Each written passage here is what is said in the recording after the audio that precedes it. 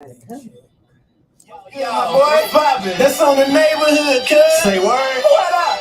Yo, what's poppin' with y'all ashy asses? Nico in the building making aunties bat the lashes. Okay, I'm just fooling, let me cool it. See, I want a new one, low key. We get these big ups to black excellence. Okay, you can use to uplift your kinfolk. Feed them something different than that circus I go see it. Just enough humor so it never be your boy. So welcome, Mr. Martin, Mr. Ethnic Ish and more. Price go up. Hey, man, hey, you should have been there when he was at 600. I had stuff for him, but he wouldn't have it. He wanted it. Yeah, I was just with him. I helped do the show he did. Yeah, I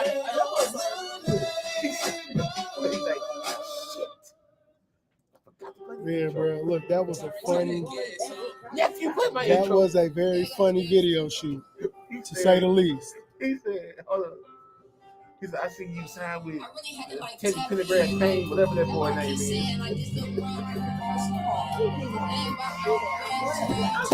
You make this live.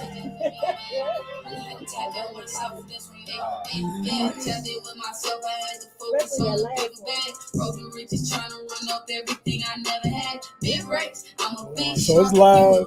I'm gonna tag y'all. So if you want to share, it's it'll be an actual feed that people can watch tonight.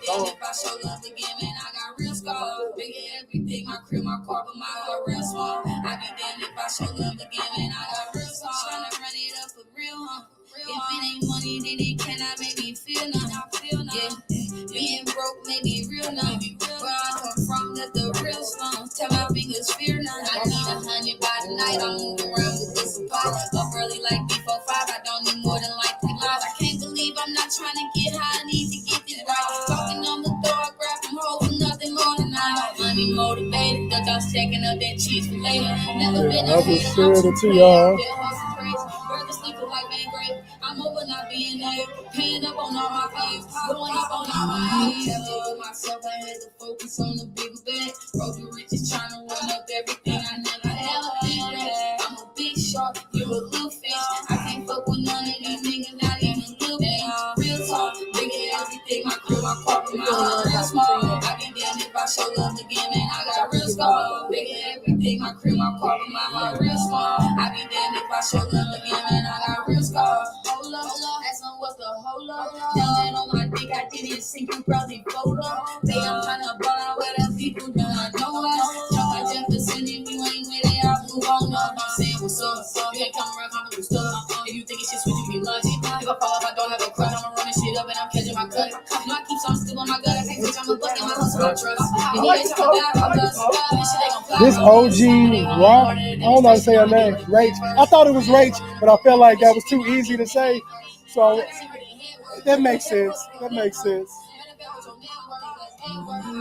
Yeah, we got one more, then we'll come in. I'm a big shark, you a little fish. I can't fuck with none of these niggas, not even a little bit. Real talk, bigger everything, my crib, my car, but my heart real small. I be damned if I show love again, man, I got real scars. Bigger everything, my crib, my car, but my heart real small. I be damned if I show love again, man, I got real scars. Please don't have the headphones. And then that's him.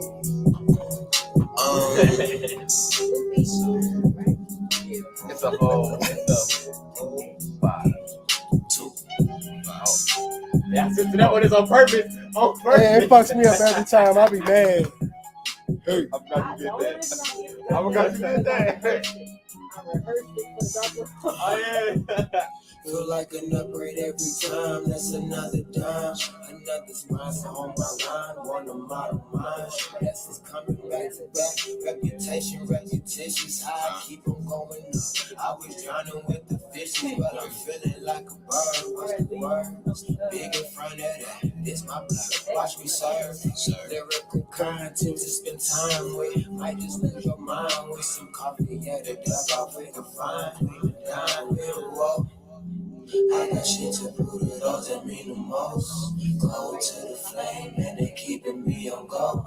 9.5 the size, 10 ones on your throat. If we talking plugs, I give them the purest hope. Yeah, I'm on a mission, the triple digits, no counterfeiting. These scripts is about how I'm living, the only way. And then, everything we talk about, you can butt in, chime in. You are a part of the show in full capacity. I'll be having people come here and be like, yeah, I'm ready. They get on here and they'll never talk until it gets to their part. And I'll be like, I keep my grass low, I stay gassed up. If there's a rescue in my lane, yeah, and that's how it's supposed to be. Yeah. I'm in and out of my bag. These niggas cherishing jazz. One on the corner with gas. Why would I trade them? Know that I need them. Make them sweat for the stash. I got miles to feed. You're trying to cut the passes. Wanna pray on the king downfall like I ain't y'all man. I'm stepping up from the bullshit. Yeah. It don't seem, when you told me that, I was like, ain't no way. Like, it just seemed like you having a daughter that old, you wasn't old enough to have nobody.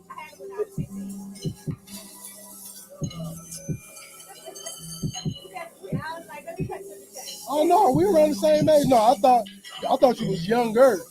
So no, just you now thinking you saying she 20. I was like the only way it would make sense. I'm like, cause she don't seem like you're old enough to have 20. So that's looking like you're young in a sense. I would say like late 20s. Yeah, at max 30. Yeah. And I ain't no lying, but I'll tell the truth. I'm one of them, a very truthful person. So yeah, with black women, period, I always think younger, unless you just can vividly see that somebody is. Okay, yeah, I'm 34. All right, here we go. Yeah, got a couple ages on it. What's happening, my people? We finna turn up. Y'all trying to clown me because I'm a little bit old. I ain't that old. I was like, because he called me Unc. I was like, yeah. Who called you Unc? He called me Unc, so I started feeling old now. Everybody Unc. If you older than you Unc. See, my nephew? How old are you? So you call him Unc. Oh man, you better. You call him Unc, but you call me Papa. Oh man, I stopped thinking you was in your lower. Hold on, pause. Let's since we're gonna get off topic real quick. It's persona, okay? You give me church vibes. Granddaddy Papa Key. I heard you do answer the phone doing hymns. Okay, you understand? I did hear that recently. Nico give me that cool Unc. That's gonna give me, you know what I'm saying? That's what I go. That's why I wore the sweater today. This is my uncle's sweater. It didn't match my shoes as well, but this is my uncle's sweater. But before we get too far off topic, you see how I like to bring that back in with my smooth jazz R&B. As always, man, welcome back. I'm gonna do the claps like y'all ain't hear us start. I'd like to shout out to the people in the back that be clapping that's really not here, but they feel like they here to me. It's your boy NicoThaGreat, man. We are back on another episode of Ethnic Ish and More. Episode number 13, Walk It Like I Talk It. It's a big reason why I picked that title tonight. As y'all see 3 people that's been on this show previously before. We got one new person in the building. We got to clap it up for Miss Crystal Lee in the building. Y'all gonna hear all about how she makes sure people can walk it like they talk it, which I thought was hella dope. I thought that was hella. I kind of want to like get into it, but I don't want to get into it because then I'm gonna have to deviate. But I think it's hella dope because I've seen a lot of people out here struggling in those hills, and we have a facilitator that can make sure you got it together before you leave the venue.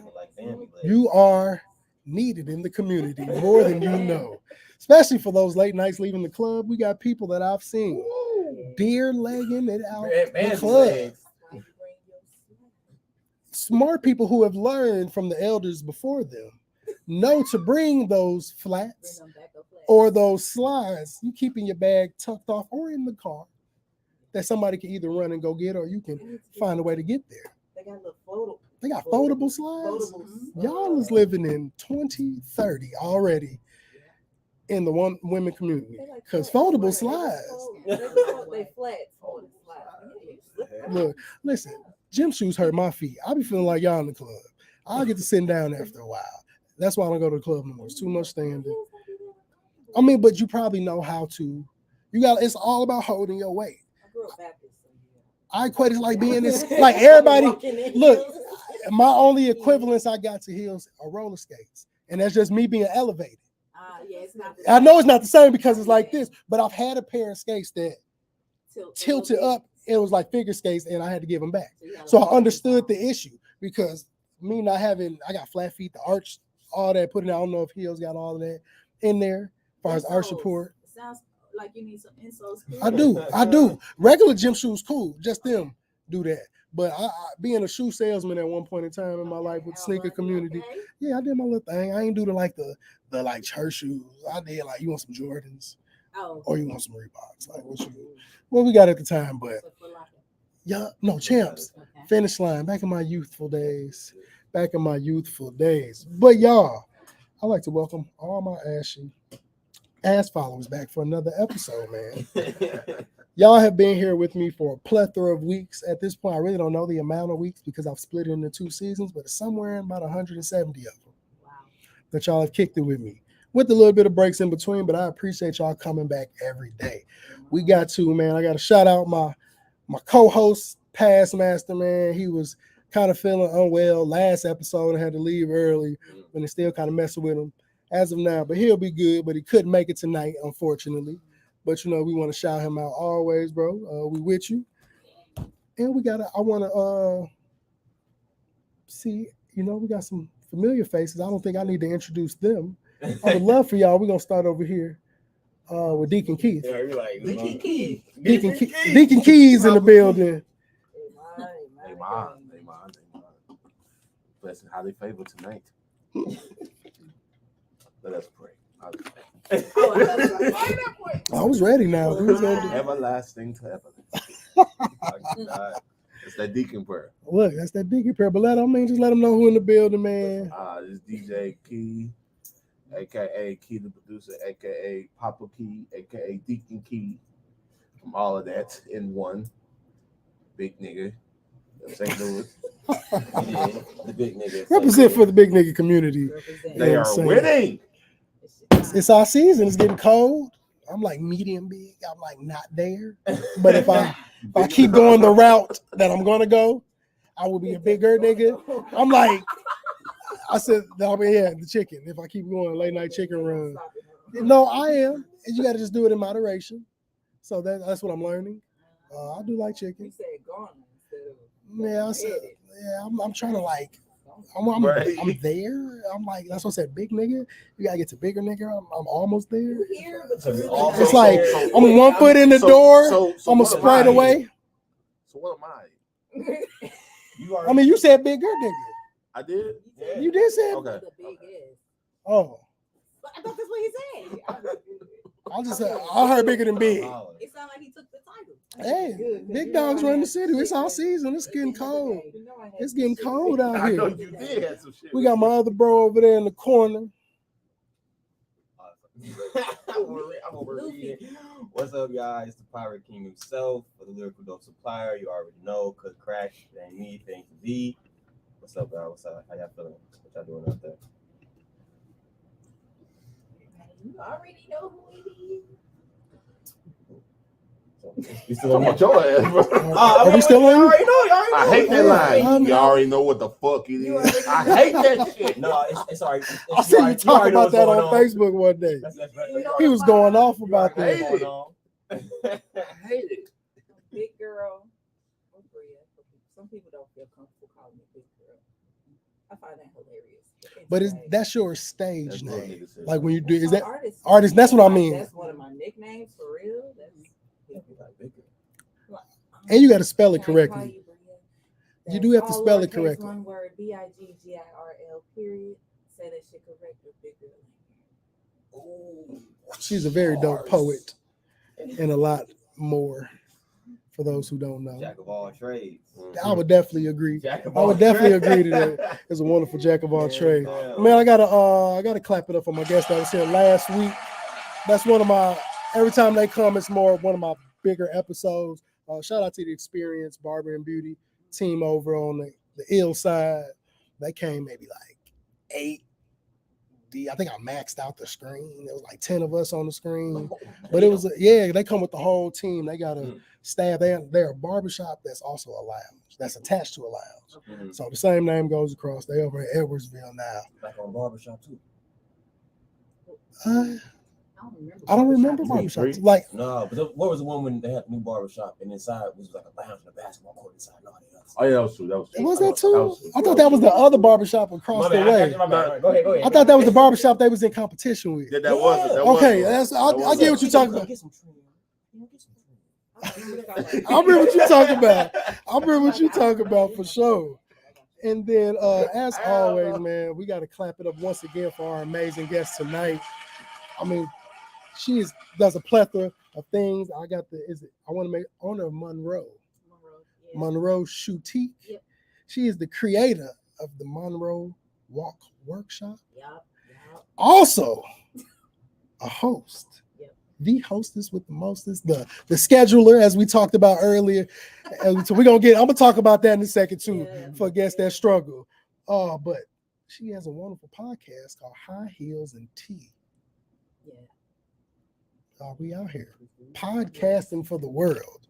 And as we know about our podcast, I like to call us the Postal Podcast because rain, sleet, or snow, we in this hoe. We gonna give you the wonderful podcasting news, blues, and everything in between as much as we can every week. And that spiel sounds a lot more better when my co-host gets to throw it in there. I should have changed voices mid-sentence, but I didn't want to. But like we are here for one point in time. I think I went like 100 and something episodes before I ever missed one of it. That's why I said it, because the post office tell you rain, sleet, or snow. Yeah, they're going to be there. Yeah. So Postal Podcasting, at least before it was Wednesdays at 8:30 to 10. Now it's Tuesdays. You gonna make sure if you ain't got no TV, everything go out. If your Facebook work, you got me. I'll be here because I got the consistency to make sure that I'm here every Tuesday from 8:30. I actually be here like 6:50. Because there's no point to drive back to the county and drive all the way out here. I was doing that at first, so I'll just come down the street or I stay at the school and skate in the gym until I feel like leaving. But just make sure you're always here every Tuesday from 8:30 to 10, sometimes 8:30 and beyond. Usually we try to stop on time, but as you know, Black people, we're either going to show up on time, leave early, or we're going to show up late and keep it going. Wow. That is what we do. That's why I tell people, depending on the type of event, like, bro, if I come on time, I may have to leave early. But if I can get there about 20, 30 minutes late, you got me for the night. But that depends on events, sociable events, things that you need to be at. Black people, let's be punctual. But when it be like birthday parties, I get sleepy. I'm intentionally on time to leave early. And that, depending on the event, I do that. So I know I'm like, okay. If I'm not DJing, I'm leaving early. And you can low key, we calculate the time before we even get dressed. I'm like, so the event started at 7:30. I'll be back home. I end at 11. Yeah. If I get there at 7:25, walk in when the doors open. True. I can go back home around. I could be in the door by 9. I feel like I fulfilled my obligation to come to your event. You got my money. You probably saw me. I may have took 1 or 2 pictures with the people.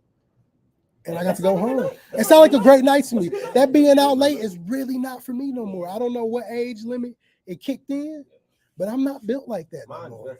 Like I used to be like 3 o'clock. No, I'm hurt. I'm hurt around 11:30. I don't know. I think I partied myself out in college. I think that's what it is, though. I got married. You know, I'd be up all night, bro. I'd be like, I think exactly that's. I did enough partying until 6 in. Shout out to Lincoln University. Jefferson City, Missouri. I graduated from Lincoln. Oh, you graduated. Oh, I'm like the first person to actually graduate. I'm about the second. But shout out to my wonderful HBCU. Everybody that go to Lincoln. When? I want to say 18. I probably wouldn't know. Depending on unless it was there for Ellis. But I doubt 18 is a lot. He started 2017. We graduated. That's the year. Well, depends. I knew a couple people at that time. By that time, I had a 3-year-old. Like I was a student going to school, going to class with my kid. Okay. Like I had my kid in college. Shout out to my son because he will actually be 13 this Saturday on the 14th. I did that too. I went to graduated. Because there's a difference between went to. A lot of people tell you they went to a school. I'm like, how long? I graduated from Harris Stowe. Shout out to Harris Stowe. Let's clap it up for Harris Stowe. Mind you, these are the only 2 HBCUs in the whole state of Missouri. For those who don't know, I rocks with Harris Stowe. Shout out. I got a lot of people up there. It's only like 2 cities in Missouri that actually matters. That is true. St. Louis and Kansas City. And Kansas City. Yes. Oh my God. If you don't know people from Kansas City, is a place. It's like, I don't even know how to explain it. Shout out to KC. That's all I got. That's all I got. I got some good folks in KC, but KC is an experience. It's an experience. KC, if you've never been, like, being that, going to Lincoln as I would say like the outsider, because I'm from Aurora, Illinois, which is 45 minutes from Chicago. Okay. So, I mean, pretty much we was with the Chicago clique. That's what we grouped in. We're completely different. Yeah. Like, we come in with the non-bias of Missouri because we don't know nothing about Missouri. We come with the non-bias of St. Louis and East St. Louis. Because St. Louis cool. I used to live on the Illinois side too. Only difference is I got sidewalks now. That's the only difference. A lot less violence was over there though, where I stayed at. But that, like, I could come in biased and I have no pick. Them hella argument. But KC, it's like they're still stuck in like the year 2000. I feel like when Y2K hit, the world kept going. KC stopped in 2000. This it right here. Like say that about us. And it's crazy. And I'll just be like, no, y'all are like, it's like they're like country people from Cali. That's the only way I can give it. Like country people from California. Everybody talk like Mac Dre. Weak. Like that's how I found out about like the Dizzle dance and all of that. Like they got a dance where they get to flop in and doing a lot. It's a lot that's going on at one given time. I remember my first experience. I was like, "The fuck is this? Like, what are y'all doing?" And I just had to go with it. They was like, "This is what we do in KC." I'm like, it explains a lot. It's one of the loops you probably don't even want to be in. The way you described like KC was the first. Last time I went to KC, I straight went to Foot Locker, and they were still selling the 4 for $20 tall tees. That's how I knew they were stuck in the year 2000. That's why I say that. I was like, y'all still like the tall tee jokes I throw at KC. People think I just be playing. I'm like, no, this is true. These niggas still wear tall tees. Like, I don't know if it's oversized. They may have got it down to the more slim fit tall tees. I don't know if they make those. But Kansas City people are a different breed. But shout out all my people from KC. Shout out because I get these jokes to them all the time because they crack on us and all of that. But KC is an experience. I'm like, bro, I feel like Dorothy, when she clicked her heels back, she probably didn't go too far from Kansas City, Missouri. I think she went to Topeka. I don't know how far that is from KC, Missouri, but KC, Missouri, and Kansas City, Kansas, like it's just like East St. Louis and St. Louis. Yeah, my aunt lives. Like it's like night and day. It's like night. Even though to me, St. Louis and East St. Louis, that ain't no night and day to me. Y'all the same people. St. Louis, East St. Louis. St. Louis people could just dress a little better. I give it a lot of better. I give it a lot of better. But other than that, same goddamn people to me. It's not much different. It's really not. Because some people, how they grew up, I think it's the biggest. Growing up with sidewalks. And growing up without sidewalks is crazy. Like, it's just like going to St. Louis. You're like, I can walk. I don't have to walk in the street today. It's like the only side that it's just like I'm driving through my. I can agree. Well, I ain't never lived in the city. It's just like the least you could have did. The bare minimum you could have provided were sidewalks. I feel like that's the bare minimum you can provide to the citizens who pay taxes, especially the amount of taxes that Missouri within itself collect. Y'all spending millions of dollars on a trolley that just ran into somebody's car the other day. That's still going? The trolley's still moving. I thought they said it goes 2 blocks. It's like 70. Once they fix one part of 70, they start messing with the next part. Like, I thought they was too until I heard about an accident maybe a month or two ago about it hitting somebody. And it's like, why do y'all have it? Where is it going from and going to? I've never seen the start of it and the end of it. Always in the middle. They trying to get more stuff for the tourists. All this stuff happening in the city. Maybe they trying to compete with other cities too, because you go to these other cities, they got but it doesn't fit the mold. Like that street, first of all, that street is not humongous. To be putting a trolley in there, you split the middle of this little ass street up and thought like, yeah, this gonna be the one to get them. Ain't nobody driving all the way here like, I'm gonna get on the trolley. No, you might as well just drive from where it take you to where it drop you off. Yeah. You might as well just drive.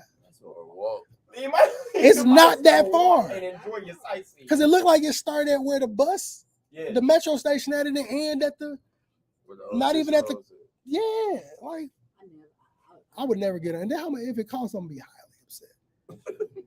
I'm more than sure it does. Because they gotta operate it. Are they actually metro employees? Over here, somebody got robbed. Over here, you can get a grill. Over here, you can get some crabs. And we got our walk of fame down there. That you still gonna have to get out the car, get out the trolley, and see.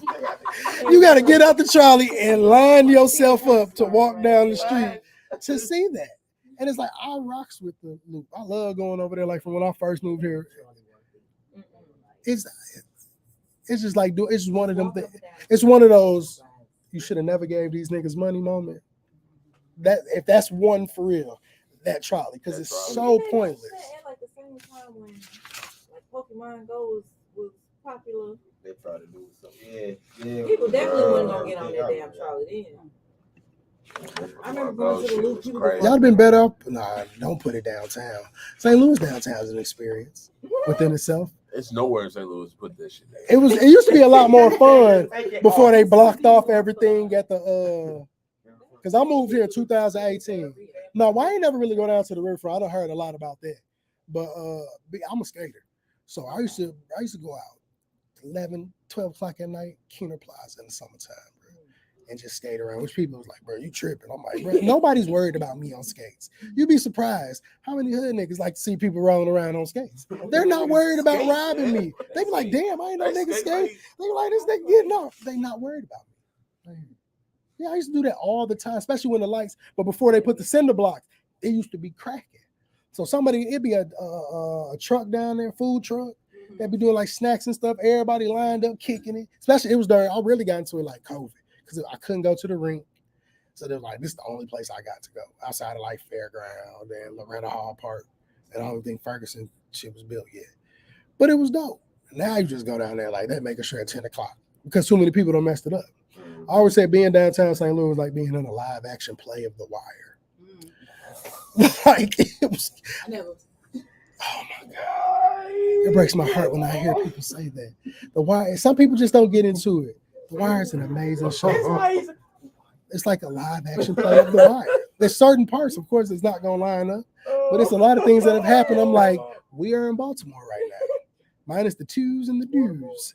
We are in Baltimore. Baltimore is where it was at. And anybody who has watched The Wire and been downtown at night definitely understand that it makes sense. It's an amazing show. It's one of them shows. It's like a Power before Power got to minus the like you got the drug lords that's taking this, the people that's trying to go from the drug game to legitimate.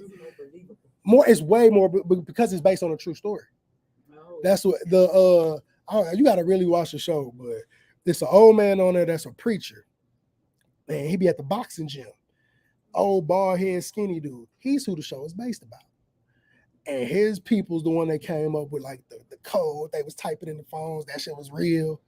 All of that type of stuff. Of course, it's gonna be some fictional shit. I don't know if there was like no Snoop and all of that shit. But as far as what they was actually doing, and I only found that out because after the movie American Gangster came out, they BET went on that series of just making the American Gangster shows about different people, and he was one of the episodes.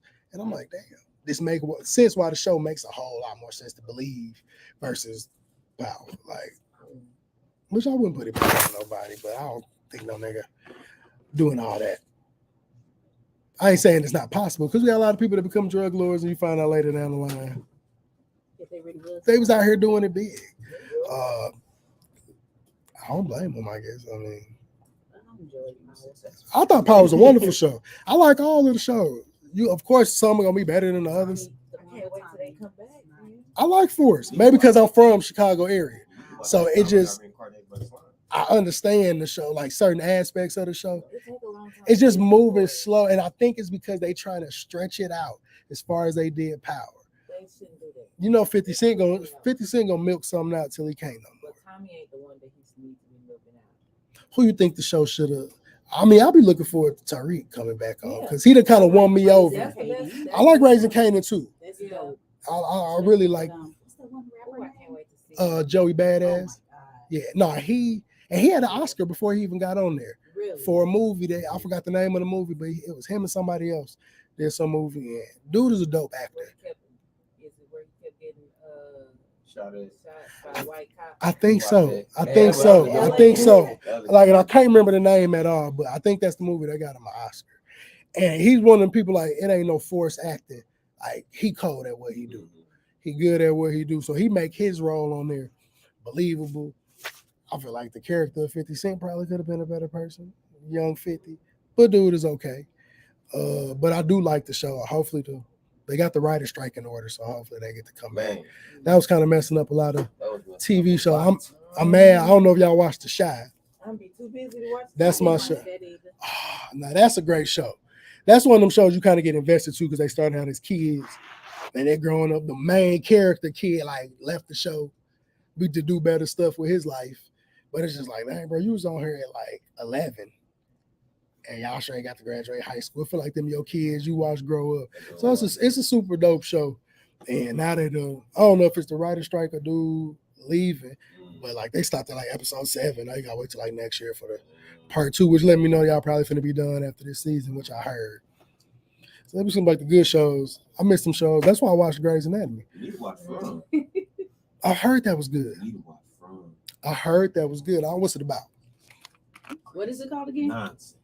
Crazy. You said Maybe not From? going back home. Maybe not going back home. Oh no. Man, it's these people it's like basically driving to the Bermuda, what's it called? Bermuda Triangle. Basically, you driving to the Oh no. and like like where it say right now, somebody just made it back, but now they like, how do I get back? It's like Manifest. It's a little bit, Manifest but it's way better. Shout out It's to way now the better. third season because they took too long, kind of just made me space out trying to watch it. But the first 2 seasons, No, this deal with like Spurs. I gave up. oh no, the first I was didn't like invested. I love Yeah, it. Manifest. And I don't even like Jeez, I don't like shows like that's just not believable whatsoever. I don't know why I like that. Until dude got older and it just started getting, I'm like, all right, y'all trying to stretch this out at this point. You could, what you thought was bad about it? Just the whole show or the concept? So I think the first couple of episodes was cool, and it was interesting, it was intriguing, and then somewhere it just went dumb. All that evil, the sky turning black. That's when it I was started. like, get out of here. You know what I mean? Like now what really had happened? I couldn't follow it. I can agree to that. When it started getting like the first season was cool because they were still trying to figure everything out. Once they thought they figured out, dude got older and it started getting further into it into that next season. I'm like, what are y'all talking about? Huh? One Piece don't have a problem. One Piece? Yeah, they had a problem though. Oh, okay. They had a problem. You just gotta confirm, like that's okay. That's true. Thank you. Yeah, I tried. I mean, my son like anime. My son like anime, so I just push it on him. Hey, Nico, I'm gonna tell you, bro. It's Hey, like he watched be all that. careful with that, man. No, I know. Trust me. For real. For I real. monitor some of it. I've already went through the discovery of hentai phase. Not even with that. Yeah. For those. No, some of them wild. But yeah, we had the moment of the discovery of hentai in his anime search. For those who don't know who hentai is, We don't know it who is anime porn. I heard of stuff. Yeah, he got the Googling some shit, and it was a slippery slope. And I found, he found. But the crazy thing is, it's been around for years. It's like a straight category of porn websites, cartoon porn. Been around since VHS. It's been around. Trust me, I know. Yeah, like no key. It's been around. It's taken in, and that now. What thing is, they're actually using that style of cartoon characters. And I have seen the things where you got your like Simpsons and all that. Yeah. He not coming across that because he don't watch Simpsons. He wouldn't even know what that is unless he already just knew about it from seeing pictures. Yeah. But he came across one of them. I seen them. My dog was sitting out the room one day. I got out the shower and I seen the dog sitting outside. I'm like, I usually let the dog in the room. She like sleeping with him. Now I let the dog because he'll close the door to go to bed. He do that often, which I don't mind you. He'd be knocked out. But see, after this room rearranging, I have a very smart kid, and he realized the reflection of the computer is off. It does not shine under the door face by where I have his computer face now. So he's like, oh, bro, he ain't gonna never. And he was coming to tell me good night, getting up out the gym. Oh, yeah, I'm gonna go to bed. Good night, good night. We'll be done with it. So I see the dog outside the door one day. I ain't thinking, so I ain't got my glasses on, so I can't see nothing. I just opened the door to let the dog in. He look at me, I look at him. We both like, I'm like, fuck, you told me you went to bed 2 hours ago. I'm like, hold on, I'll be back. So I went and go get my glasses, all this. The genius didn't realize computers came out when I was a kid. So I've been putting computers together, doing everything technology-based for my parents until I had to leave and then coach them over the phone. He didn't know about the history of the computer. And I was like, you smart, but you're not that smart. That's right. So as soon as I get on there, I'm like, now you know I'm gonna find everything from the time, all of this. Fast forward the day before. I seen this was when COVID was going on. So he was in class, like at the crib. That's why he got the computer. He wrapped in a blanket, like half sleep. I walked past the room, like, man, get up. What is you doing? So he wake up. I'm trying to figure out why he's so sleepy. You go to bed at 9 o'clock, Munroe. Why you tired? Get on the computer, realize my boy told me he's going to sleep. But he been on the computer from 9 o'clock to 4 in the morning. Wow. Just playing games. And then the slippery, I clicked on one thing. I'm like, once I saw the 3 X's, I'm like, what you been looking at? He like, what? I said, you know there's a history on the computer, right? Like I can find everything. Is this a school computer? No. Oh no, this is a computer we bought. Before they started, this is when COVID first happened, before they started providing all that shit. Man, I clicked on that shit. It's crazy. You think anime is a new word. Oh, see, but I already knew about hentai. So I knew this was gonna come eventually. I'm like, you playing? Because he was honestly, it went from looking for a game to it was a Google search. I guarantee he didn't know what he was clicking on. But then at this point, I was like, my nigga, you clicked on a lot of shit on here. 1 or 2, I could see it was a curious slide.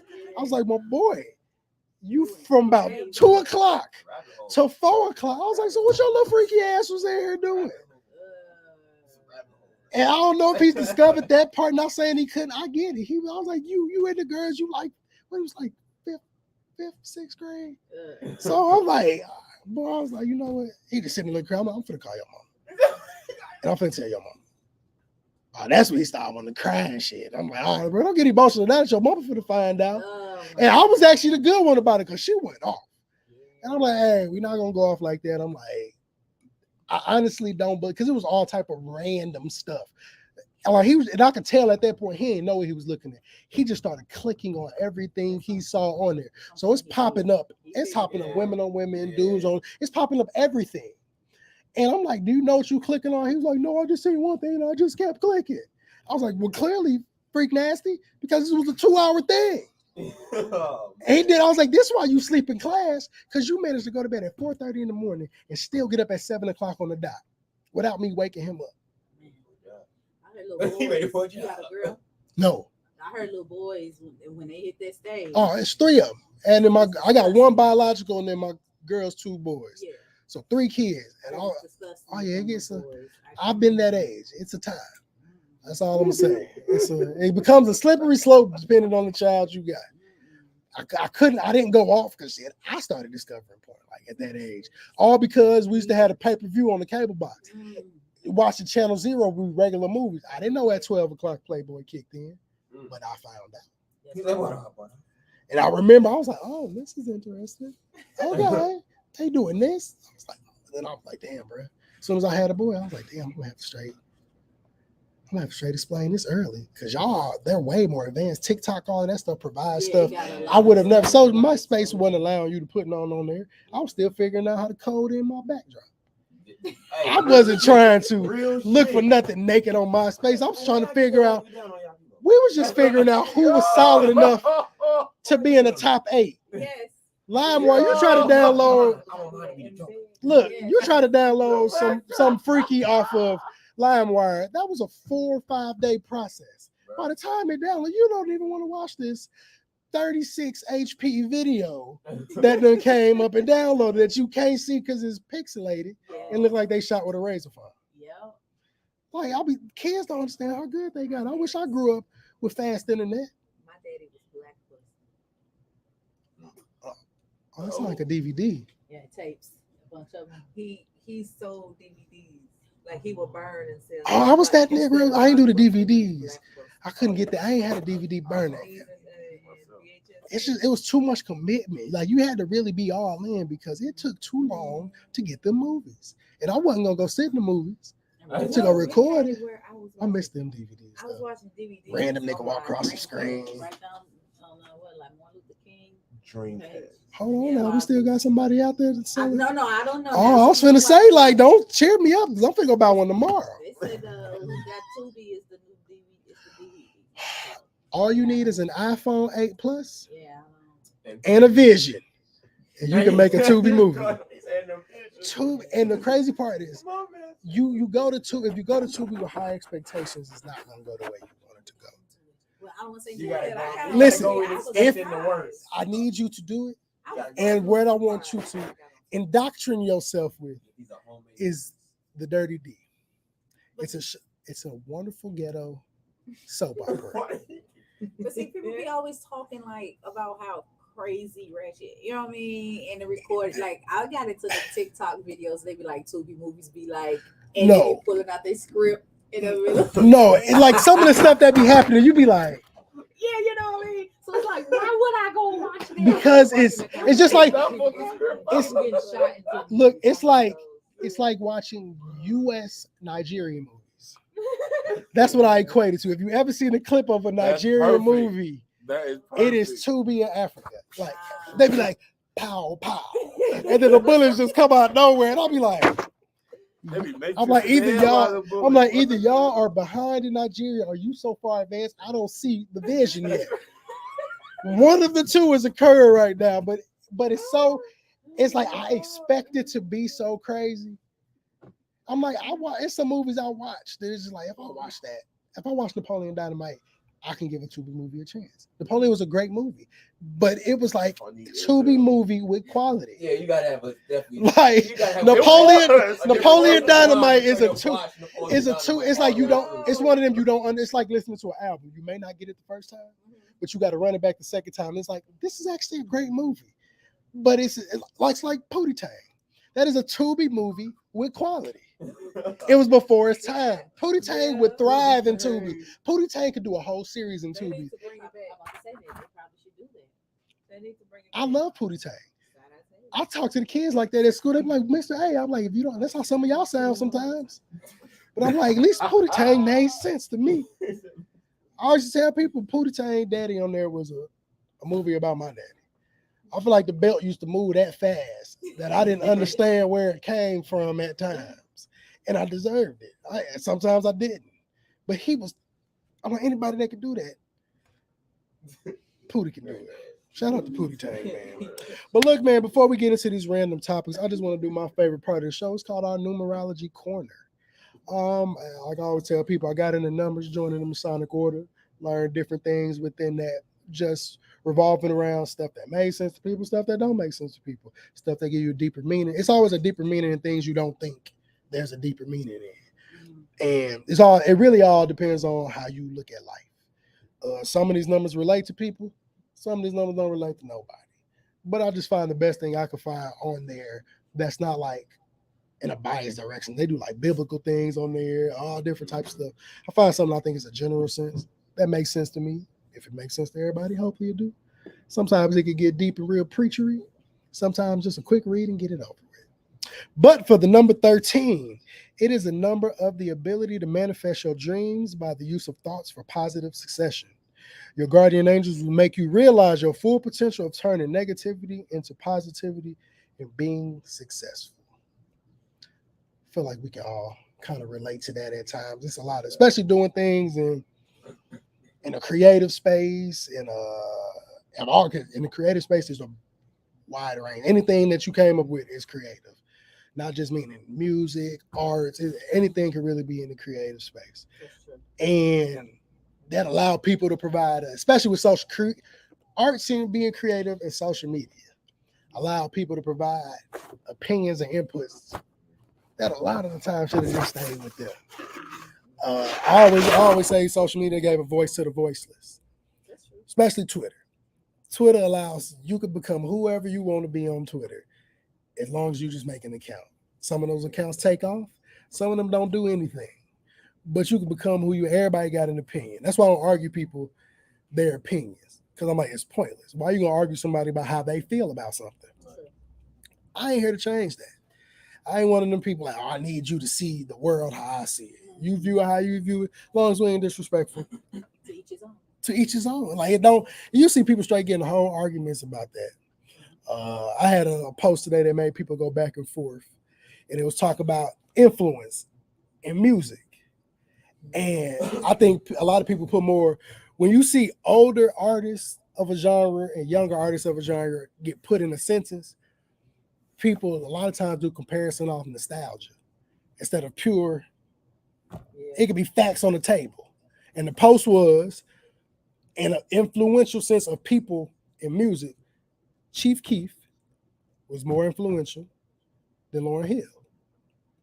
I saw you post that, but I ain't commented on it. It's not my lane. And that a lot of posts I see don't be my lane. I just scroll. People, they have a wonderful scroll feature because like you kind of going through, you can utilize it.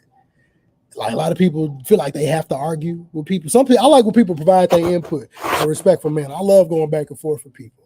And It's a nice debate. it's a nice debate. You see people start, when people start losing or they don't know, they ain't making no sense, they start throwing shots at you. It's not about losing. It's just about you can't get people to understand what you feel. So if you would, That's the greatest your way. perspective is different from somebody else. So you ain't gonna understand. That is the greatest way. It's And not that you even losing. You just got a different perspective. Perspective. And I'm glad you say that, because that's the better way I meant to say. That makes, and that's the truth. Like, everybody was not put on this world to agree. Yeah. We not all, because at that point we all be robots. If we all agree with the same thing, we supposed to have a difference of opinion. And I explained it from a standpoint of, I rock with both of them. If I turn on music today, from the time I heard Chief Keef come out, there's way more artists, as far as because the younger people gravitated to that music, that are influenced by what he did when he came out doing music, than Lauryn Hill in today's society. It's a lot of people that and for us, a lot of people would be more nostalgia because we know what she contributed to music, whether it was one album or not. Lauryn Hill and the Fugees as a solo. I'm like, what a lot of people are arguing is the artistry. Like Comparing in the art. And I'm like, we're going pure facts. You could go ask, if you pick 50 young dudes, 50 older people, most of them are going to say Lauryn Hill. Most of the young dudes are going to say Chief Keef. I can find more older people say Chief Keef if they knew both lanes of music based off of the trajectory. He may not have created drill music, but you equate drill music to, I don't like 300. When Chief Keef, like, unless you was truly in that, he created a genre of music, being the type of that shoot 'em up, bang bang drill music that Chicago started. Not New York. You got New York drill. Their sound is different than the Chicago drill. You got drill in London, which is crazy because they got a whole accent. Rapping, talking about shooting. I'm like, bro, if you don't go eat a scone and chill out, it'd be crazy. But I guarantee you ask the majority of them why you get into this. 90% of them or more is going to say Chief Keef, because he came out with the gritty hood videos in the house because he was on house arrest. Like he took a viral moment of a dude smoking in the car, put it as the intro on his album. That is like a monumental moment in drill music. Hearing the intro to Love Sosa is huge for that. Like to hear that, most people, and I'm taking it from people like, are you not old enough to understand? I'm like, bro, I'm 34. I know Lauryn Hill. I was 14. Like it was 20. It's an album. What 20 years she just celebrated on that album. I'm like, bro, that was 20 years ago.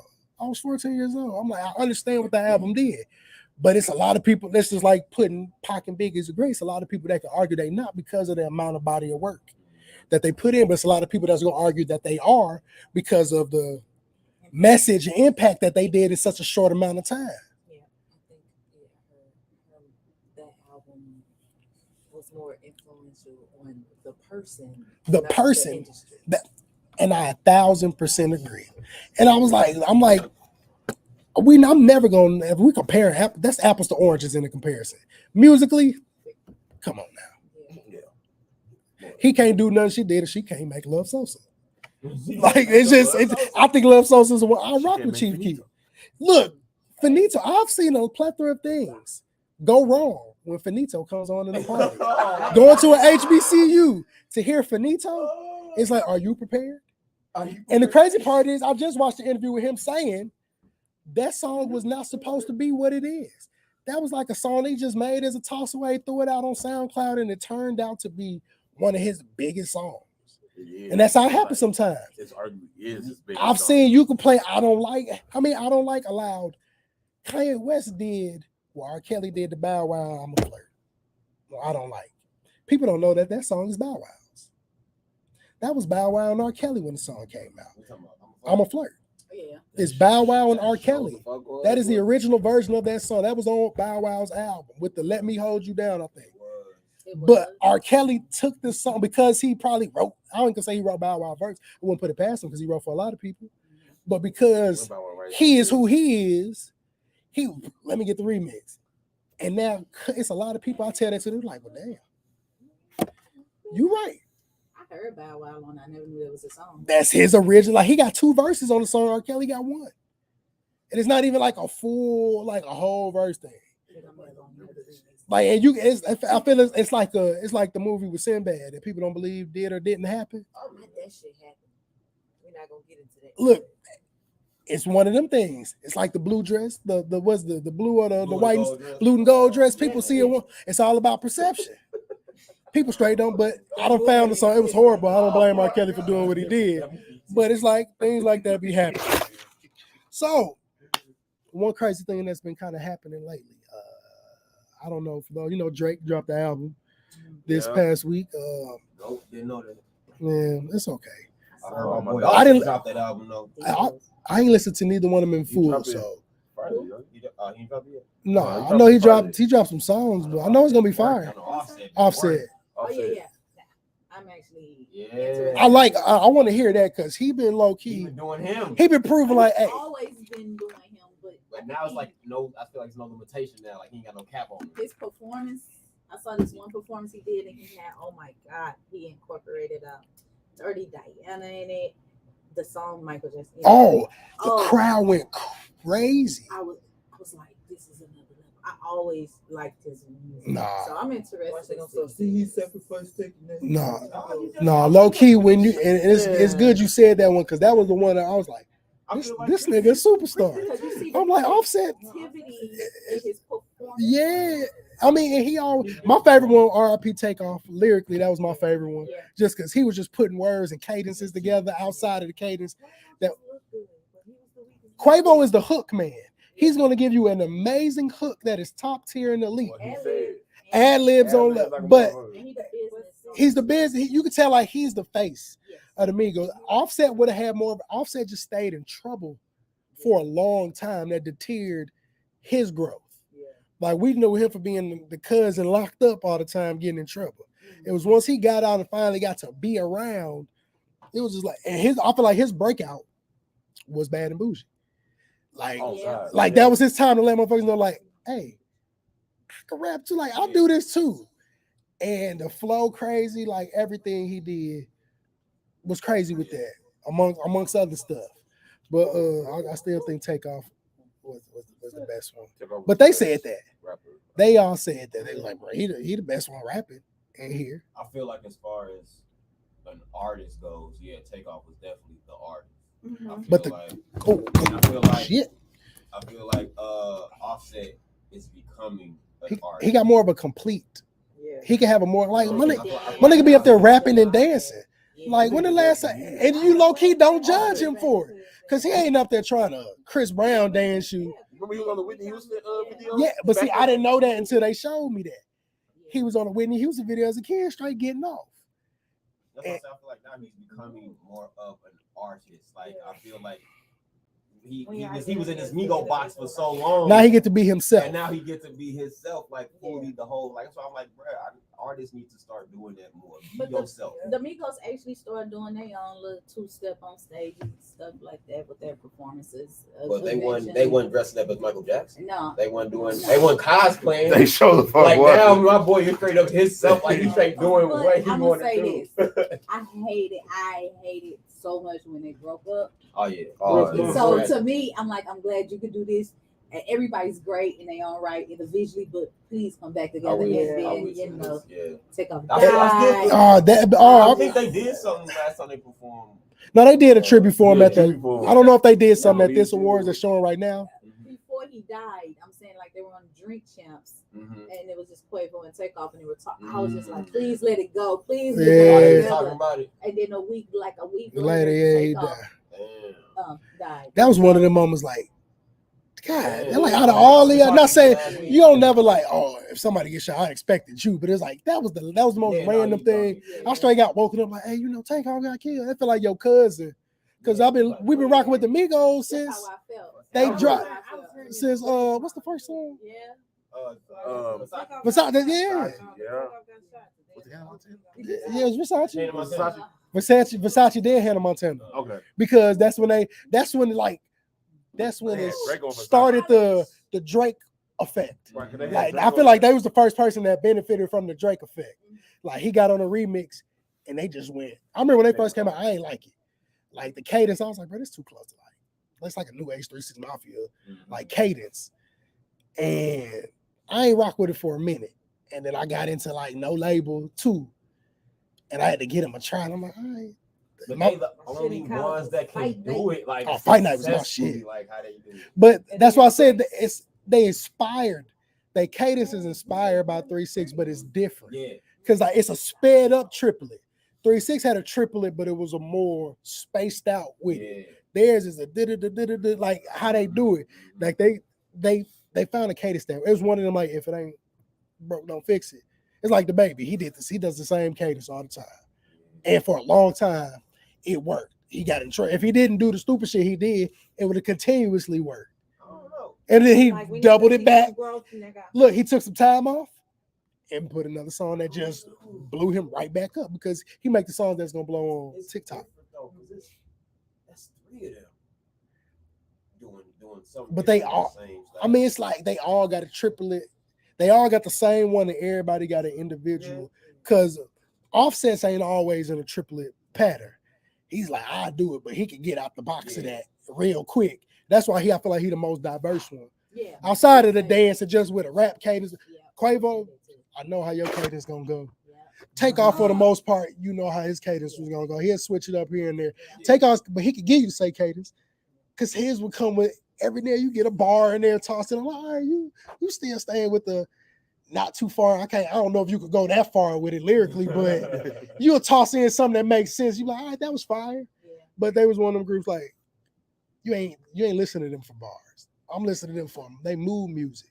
Yeah. I call them mood music, like the mood. It's for when I want to go to the club.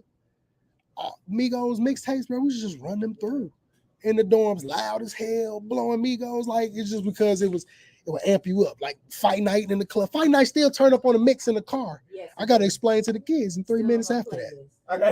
I gotta explain what just happened. Migos still getting played in the club. In the middle of a white frat party when 100 bricks come home. Yeah. Listen, it's low key. Going to a Gucci Man concert, let me know. White people really be knowing some songs. Mm-hmm. And I went my first college, it was more mixed. Lincoln low key got more white kids than black kids. But it's like a community college to them. So after 5 o'clock, you don't see them. They go get their degree and go to the crib. Then it's your actual HBCU time.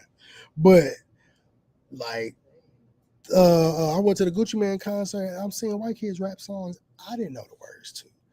And I'm like, am I really a Gucci Man fan? They really No, they do. They do. Like when they tap into something they rock They with, really they tap in. thoroughly listen to it. Like, That's all like, am I a true Gucci Man fan? you make you question yourself like, damn, do I really support him? I've never heard this before. No one told me. They Look, and that's what it is. They I feel like they still going to AZ lyrics and pulling up. Is it still around? I haven't been on there in a while. That used to be my.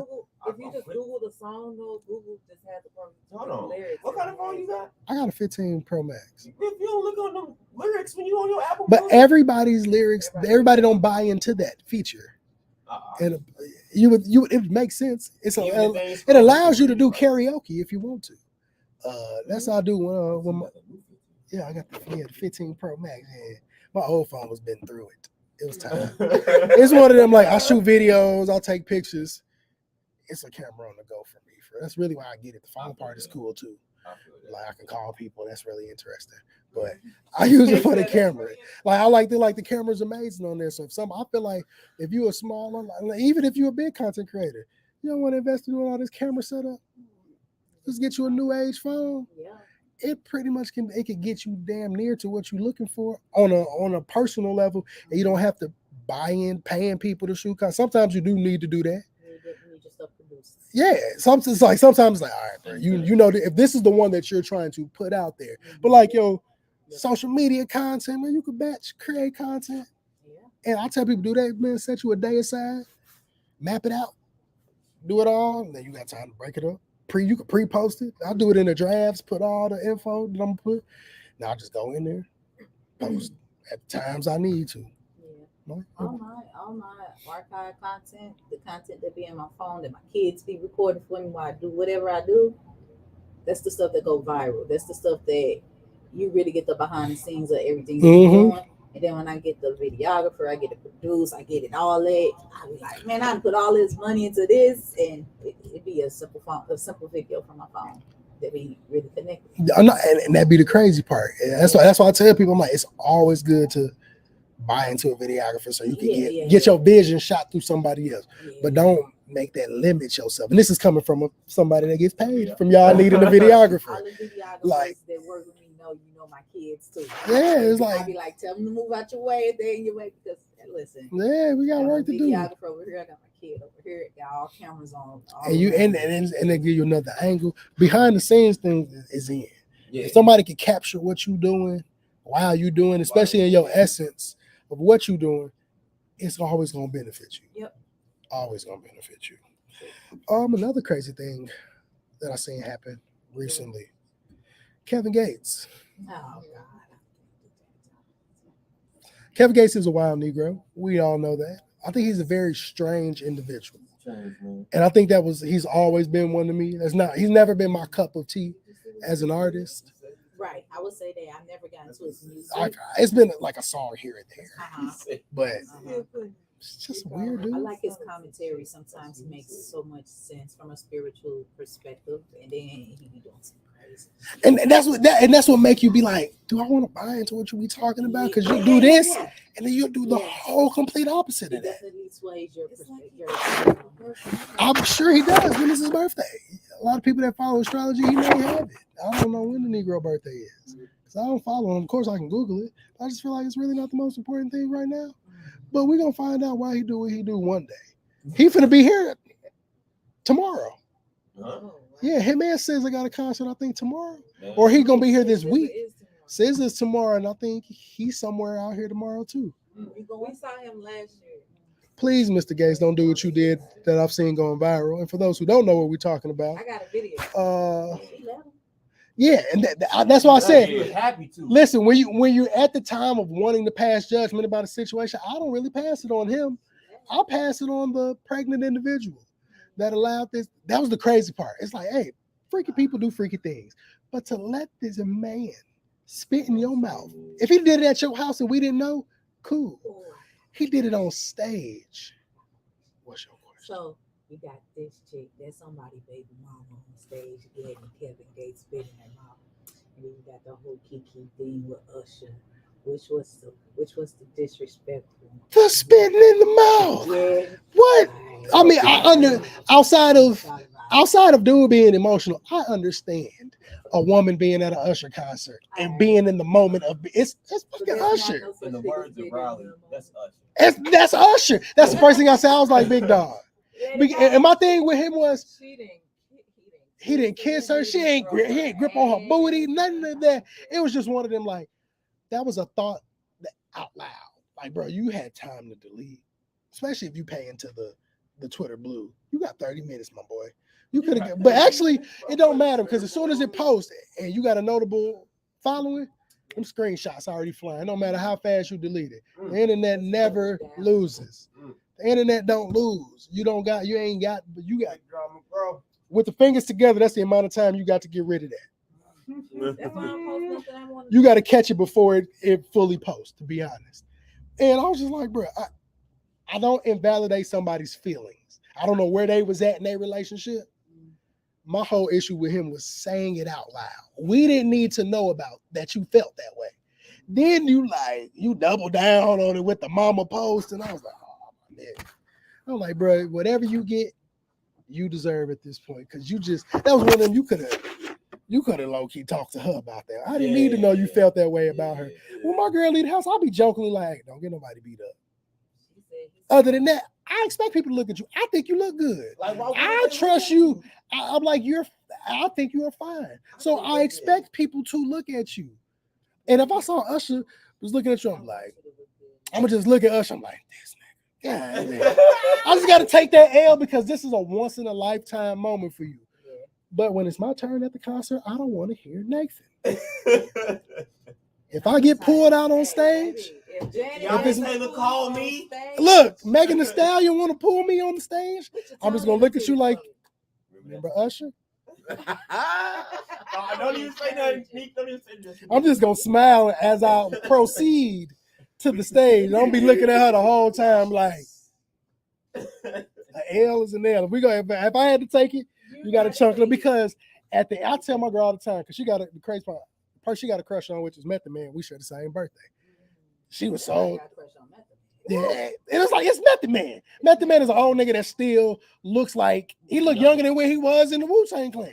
So I understand your infatuation. If you love him, I get it. I told her, and me talking about somebody that I think we was watching Power, and I was talking about light-skinned Keisha. That is a fine woman.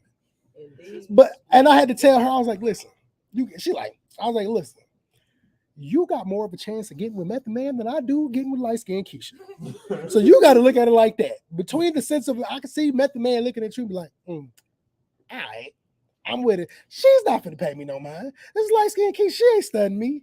You have more potential. So I ain't the daddy. If I ain't got to see, all just people like, she pregnant. It ain't mine. It ain't my concern. I hope. Congratulations. I feel like she get a clap. I feel like Tyrese, congratulations. It's just like, I ain't got time. I don't want no more kids. So if that was the ultimate, I was going to have to leave. Sorry, Keisha. Can't do it. I just, you seem young. Seem like you want a family. My child's going to be 13. I can't run that back. I think it's the craziest thing to see people have these older kids and then you straight gonna have another kid. I'm like, famo. I tell my son all the time, I love you, my boy. But if we could erase time and go back and I had the option, I would have waited a little bit longer. But now the fact that by the time you graduate high school, I'll be 38. I am okay with that. I can be pops at the PTA meetings that once I drop you off to college, I'm gonna fly. I'm outside. By the time you 40, you in there like so. I'm outside. By the time 40, he'll be going into being 20. What, 20? 19, 20. I'm like, bro, you should. I'm like, and what I instill in you now, long as it stays there, you gonna be good. You always welcome in my house. But I need you gonna do your thing, my boy. I'm outside. And if you is welcome in my house, you grown. You have to treat him to like his first real legal. Yeah, like when we go, I'm like, come on, we gonna turn up. You turn 21, I ain't finna go out here and get you pissy drunk. Like, cause I don't do that. No, my thing, I ain't do that on my birthday. Like the school police officers drop me off at the crib. Yeah, my son mama was a dispatcher. So they picked me up. I was fucked up. Like they straight just picked me up, dropped me off where I was going. They was like, you smell like weed. I was like, oh, okay. Like, I'm not doing it in the car with you. Like, they like, yeah, thank you. I'm like, bro, it's my birthday. Like, other than that, I always get the whole point of trying to 21 shots. I'm like, why would you want to do that? I don't understand it. Why do you want to drink till you don't remember? I've had the moments in college. You just wake up and I'll be like, See, I've never been like black. I've never like blacked out completely. But I done woke up some places like, I've never. see? I don't drink. I took You care know- of the people. you know it who about did. yourself. I chased equine. Have you ever seen an equestrian run? Like the actual horse? A person that rides. Oh, You fuckers get to that car. no, I have not. Are they College quick? I went to. Got an had equestrian really team? nice- yeah, really good. Actually. That's lit. What's that? And we went to Horse frat parties. ride. Oh, we went to frat parties and we were athletes, so we were cool with all of the athletes and stuff. And they were the type to get drunk and run around the parking lot. White people of the Caucasian race here, because we don't do that. Yeah, we don't run. I'm only running from things happening during my drunk moment. I'm not just doing this for the thrill of it. It's crazy. I know. Well, it was a couple black ones. I mean, it's always gonna be people always sprinkle. black niggas. It's hey, listen, I went to the white kids used to get us drunk when at my first school. They used to be like, "Hey, y'all want to come to the party?" It was like they just kicked it. We all lived in the dorm. We just kick it and get drunk off their bread and go back to our room. Like, and then we kick it with them any other time. Like they was cool, but I ain't doing it running around. I've done some crazy shit, like living in Chicago, walk from downtown to the Cubs Stadium. And for those who don't know how far that is, yeah, that's a commute. I was drunk. It was like a group of us, but we had like unlimited bus passes, like to ride the trains and all that. So at this point, it's like it's summertime. We sightseeing. We walking down Lakeshore Drive. Might as well walk as far as we can, and then just catch the train back to the room.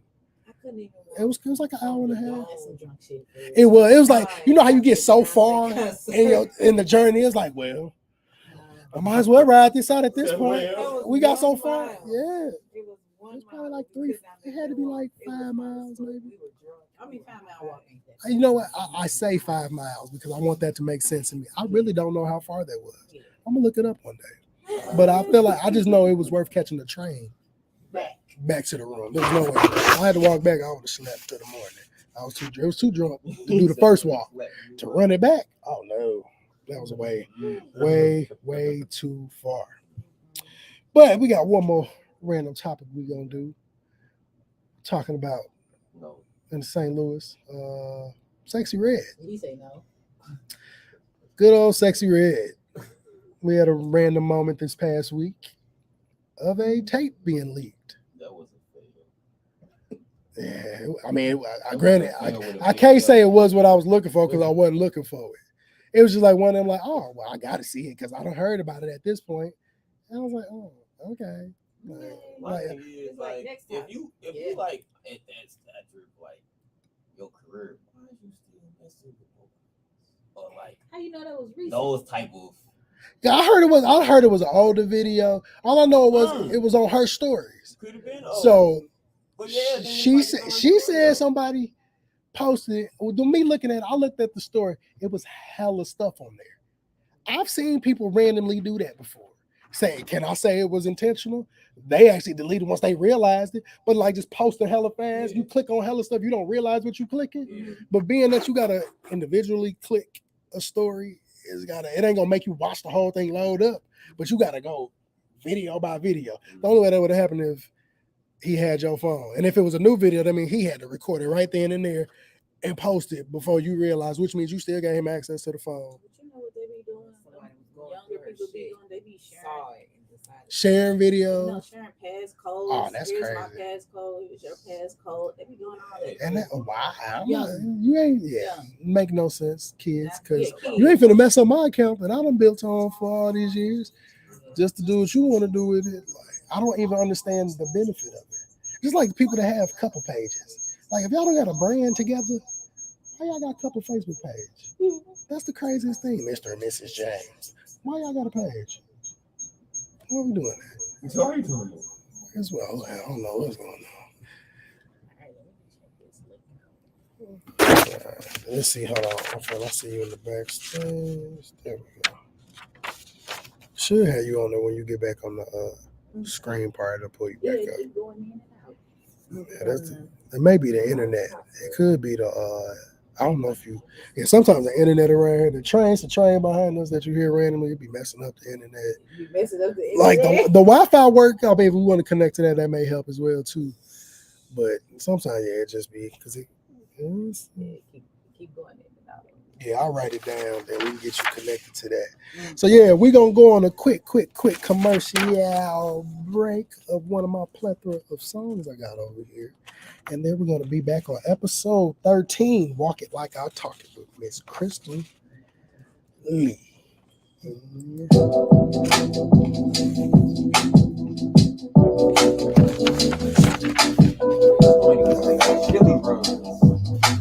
All right, so the Wi-Fi, it says Soldierbyblood guest.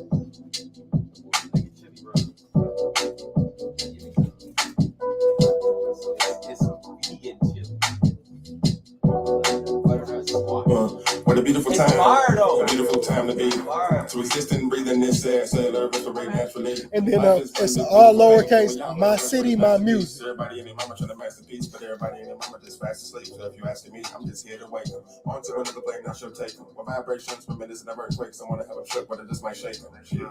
Some niggas need that, ain't no niggas see that. They're much more than what they came up around. You have to believe that. Never give a feedback when we can't hear that nigga. Cause we up now, up and out beyond the clouds. This is from anything that ain't feeding. My spirit in my mind, I climb despite all the energy they just leeching. With this voice, I change these words. Millions listen, that's I'm reaching. Some absorb it and say it's timeless. Hating ass niggas say I'm preaching. But I can give a fuck if it falls after the summer year around my season. I've been building up, now I'm solid. I have purpose, I have reasons. And they look just like me, but you know about being something that you never had. Niggas say here gangster, fuck out of here. The most gangster shit is being a day. I try not to spaz as I attempt to understand why this nigga didn't want this child. My heart was up for grabs. Mama stepped up, cut her shit, then made this like worthwhile. If they ever doubt you clean, I'm all about you clean. Running the front line, guarding your kingdom. And if they try to overthrow, I throw over 1,000 shots, cause I'm a real nigga when it comes to my love.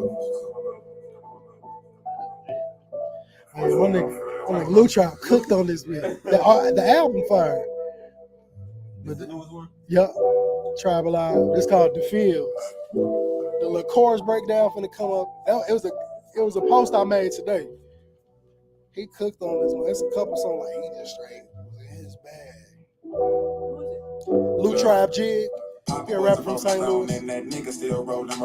Started smoking at the age of 13. To this day, your nigga still talking. Maybe if he was present in my life, I might have done some things different. Then again, if he was present in my life, a whole bunch of shit would be missing. Listen, everything happens for a reason. Believe that. Had the vision for as long as I know. Still took me 29 years to see that. Your mind takes you on a journey when it's free, but it takes a journey in itself just to free that. Searching for happiness in the distance. We must create happiness where we at. Face them hard times. Walk that shit down. Come out better than you ever been. Stand the test of time till you standing on the testimony to tell a friend. Life is all about where you go. Don't dwell and stress about where you been. Don't dwell and stress about where you been. Everything gonna work out in the end. Face them hard times. Walk that shit down. Come out better than you ever been. Stand the test of time till you standing on the testimony to tell a friend. Life is all about where you go. Don't dwell and stress about where you been. Don't dwell and stress about where you been. Everything gonna work out in the end. We just gotta wake up. Look at what we made of. Baby try to take us from our life, but it's within. It's a shine you can be. We just gotta wake up. Look at what we made of. Baby trying to take us from our life, but it's within. It's a shine you can be. Face them hard times, walk that shit down. Come out better than you ever been. Stand the test of time till you're standing on the testimony to tell a friend. Life is all about where you go. Don't know stress about where you want to prop your phone? Stress about where you been. Everything gonna work out in the end. Face them hard times, walk that shit down. Come out better than you ever been. You need another song? Life is all about where you go. Don't know stress about where you been. Make sure you Everything gonna work out in the end. We're about to come on in. Look at what we made of. But it's within.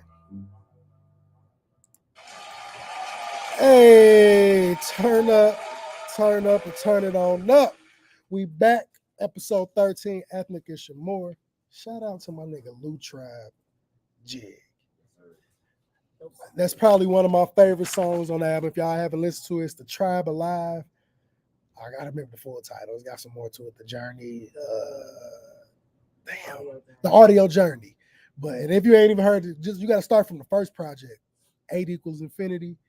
Like my boy Cooks. Like I always tell people, it's 3 people that's mainly in my rotation that's rappers I know from here. One of them's at this show tonight. Shout out to Cook Crack. Shout out my nigga Nando STL. And shout out my dog Lou Tribe G. Everybody don't, I ain't gonna say everybody don't make good music because everybody don't make music for you.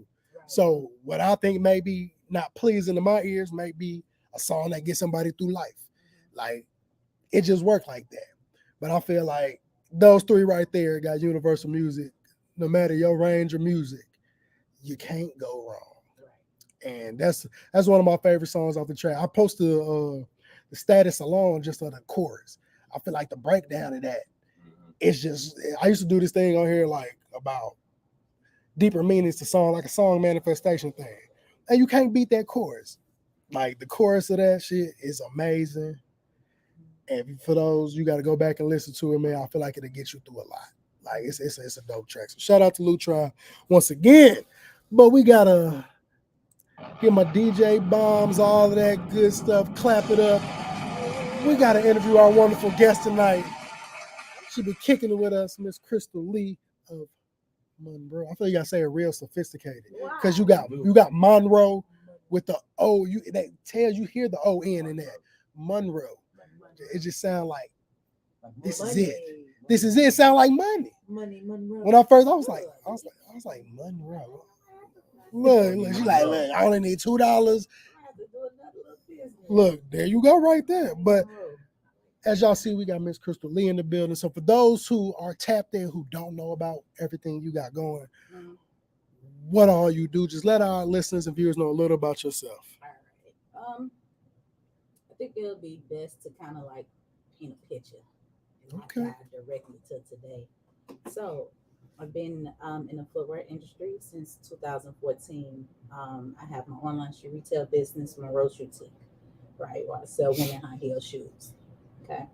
And so just being in this industry, the footwear industry, and being an entrepreneur, you know, entrepreneurship is all about just solving problems, other people's problems, making it convenience for them. I was just thinking like, what problem can I solve in this footwear industry? And setting up like a network events, trade shows, women come all the time. Like I'm not in the club girl and witness those women coming out that can't walk in heels. I'm more in, you know, these events and women coming to me and they like, oh man, these shoes look beautiful, the stuff that I sell, but they don't purchase them because they can't walk in them. All right. So I was already low key like helping women learn how to walk in heels. Like I'm just been a high heel girl, and if it's a high heel occasion you got coming up, I'm probably gonna be one of the first people you think about. For one, for the heels, and 2, to teach you how to actually walk in them, style them, all that. Long story short, thought of an idea to teach women how to actually walk in those heels, and so that morphed into the Monroe Walk Workshop, which is supposed to have just pipelined into Monroe Shoetique. I teach you how to walk in the product, you buy it.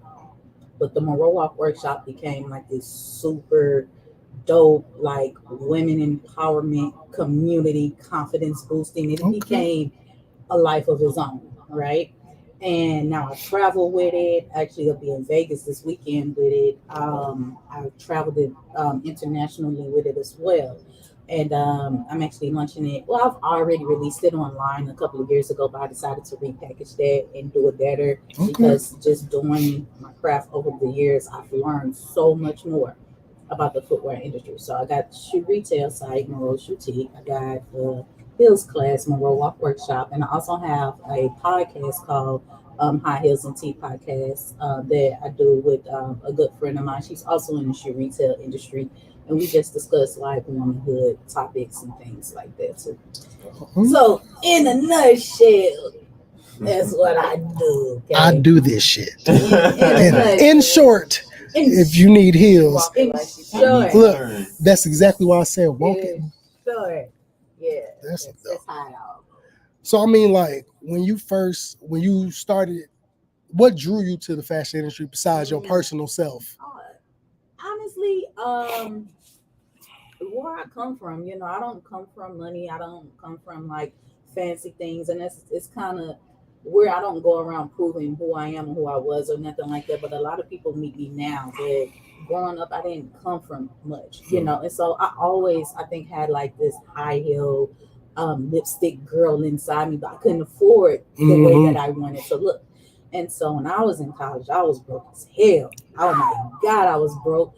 I think I had like one pair of heels that I wore every semester, like throughout, like, I mean, from the beginning of school all the way to the end of May, one pair of heels, right? I couldn't afford to really be that high heel girl that I wanted to be. But I would go to like the shoe stores and stuff, right? Bakers. Everybody know Bakers back then at the gallery. And I used to be like, dang, I can only shop when it's on sale, right? They got a big Christmas blowout or something. That's the only time I could get a new pair of heels. So in a nutshell, that really inspired me to launch my own shoe business, something that's super cute and affordable, because a lot of times when a heel is really affordable, it's made of very poor quality material, right? And so that for ladies that don't know, that actually does contribute to your high heel pain. The architect of the heel is not really created to be a comfort driven design heel, but it's super affordable. And I can name a lot of people favorite stores out there that they easily shop at. They got these fast fashion type of styles, right? So, nutshell, I wanted to solve that problem. I wanted to be able to get like some beautiful heels for women like me that wanted to look a little bit, you know, like better quality, but we couldn't afford it, and that's what sparked that. Okay, so I mean, what you owning the business, the workshop, what has been one of your biggest challenges from the time you started till now? Such a great question.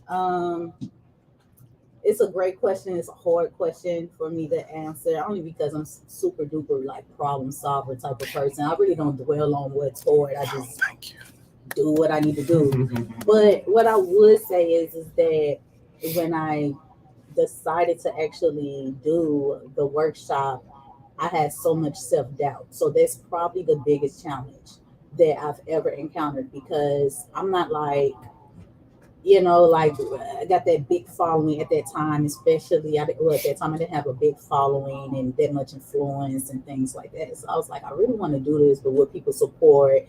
I had to really learn how to like quiet that self doubt, because that stopped me for years.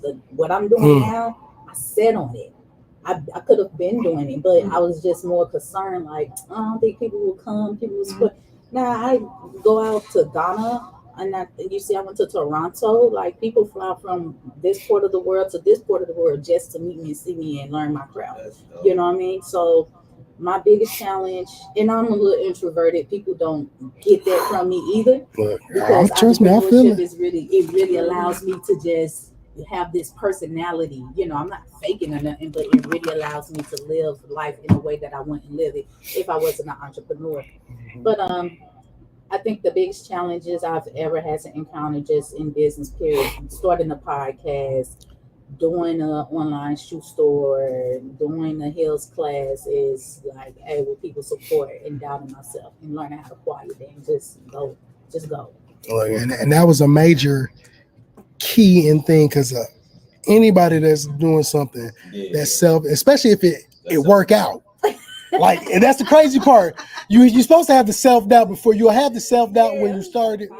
And I was just finna go to that, because I'm pretty, and that was gonna lead into that. I've seen the followings. I posted all the links so everybody can get to it. When it started from when you created them pages to where you are now, like, how was that feeling? Did like imposter syndrome kick in? Like I feel like I'm supposed to be here, but mentally, I don't know if I've caught up to like thinking this is going to be here at this time. Oh, I ain't never. Once it kicked off and I did my first heels class, I had 10 women to come. It was the most beautiful experience. I'm a super duper uber planner type of person, right? So I didn't rehearse every word I was going to say, and I just went with the flow. I just let go and went with the flow, and it was just the best experience. After that, it was a wrap. Now, I don't really do too much with that, and imposter syndrome. I think after that, it was just like, man, I could do anything. I that's how I feel. I do still get nervous. I do still have that slight self doubt. It's stuff I want to do next year, and I'm just like the little girl coming out. You know what I mean? I'm going to the corner, and I don't want nobody to hear what my thoughts is. I want to kind of, get out of my head first, but I'm gonna do it because I know I could do anything I put my mind to. I heard that. So what was your first ever workshop class? It was her. No, I mean for a time frame. Oh, what year? I think it was like 2019. Okay. Yeah, it was 2019. So what has been, you said it was 10 at that. What has been the biggest? The biggest I take is 25. Oh, I was in New York at that. That makes sense. That's like 25 sound like a lot of people. It is. It is. And it's just me. It's not like yeah, that's what I'm saying. No, I'm just because I'm my mom, like she dance, so it's like I can imagine like you trying to teach. And that's 25 personalities, 25 people who walk different. And I got to get us on one accord. That's why I said it was in New York. New York women different. That's fashion. Like it wasn't even about fashion. They just aggressive. They are that too. They talk a little bit different. And the crazy part is they be meaning, they be having all good intention behind it. I'll be like, I don't know if you mad at me. I had to learn that culture. They're cool. No, yeah. I used to talk to a girl from New York, and I was like, "You mad aggressive? Like, so cool. Calm down." So cool over there. I love them. That's like actually one of my biggest followings. Okay. My biggest customer base is in the area, but yeah, I don't overdo it. I can't overdo it because it's just me. And honestly, what I would do instead is I will split the class up. I'll do maybe 2 classes. I'll do one on a Saturday and Sunday before I have 50 people come in on one day. It doesn't make sense. The quality of what I'm doing is going to go out the window because it's going to be women in there that needs my attention. I can't even get to y'all. I got to group y'all up and I got to just flow. I got to try to worry about getting out the studio by a certain time. Yeah. So the quality really, is less the bigger it is. So I kind of just cap it off at 20 now. Okay.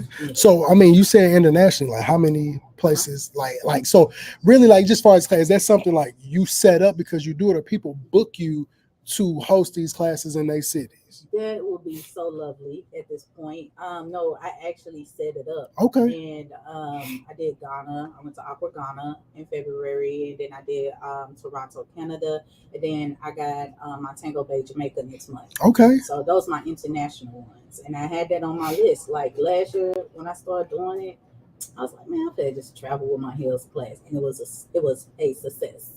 And I was like, make sure I'm doing it international. And everybody's like, why?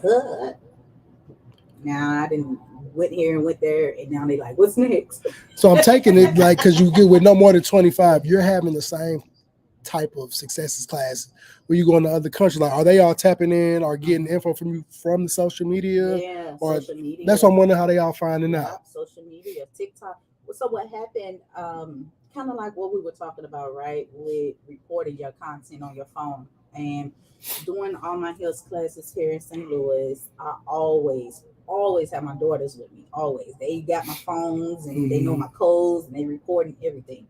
And I decided to turn it into a digital product, right? And then the pandemic hit. But before the pandemic hit, I already had all this stuff packaged up out there on my site. So then I just started putting, because it was new to me, TikTok was new to me. I was one of those entrepreneurs at first that was like, I don't want to do TikTok. I ain't got time for challenges. And I was like, man, I'm about to just start throwing my content over there, the same stuff that I've been putting on Instagram and Facebook. That blew up, right? So now TikTok is actually my biggest follower. How many you got on there? I'm at like 250,000. Okay. And that blew up to where then I was just able to send people to my site and say, hey, go get that online health class, learn how to walk in heels from home. After so long, they were like, nah, we want to do this in person. Like, can you come to my city? And I put together a tour last year and kicked it off and did it this year. And I'm going to do it again next year, too. So that's hella dope. That's hella dope. You got to get your content.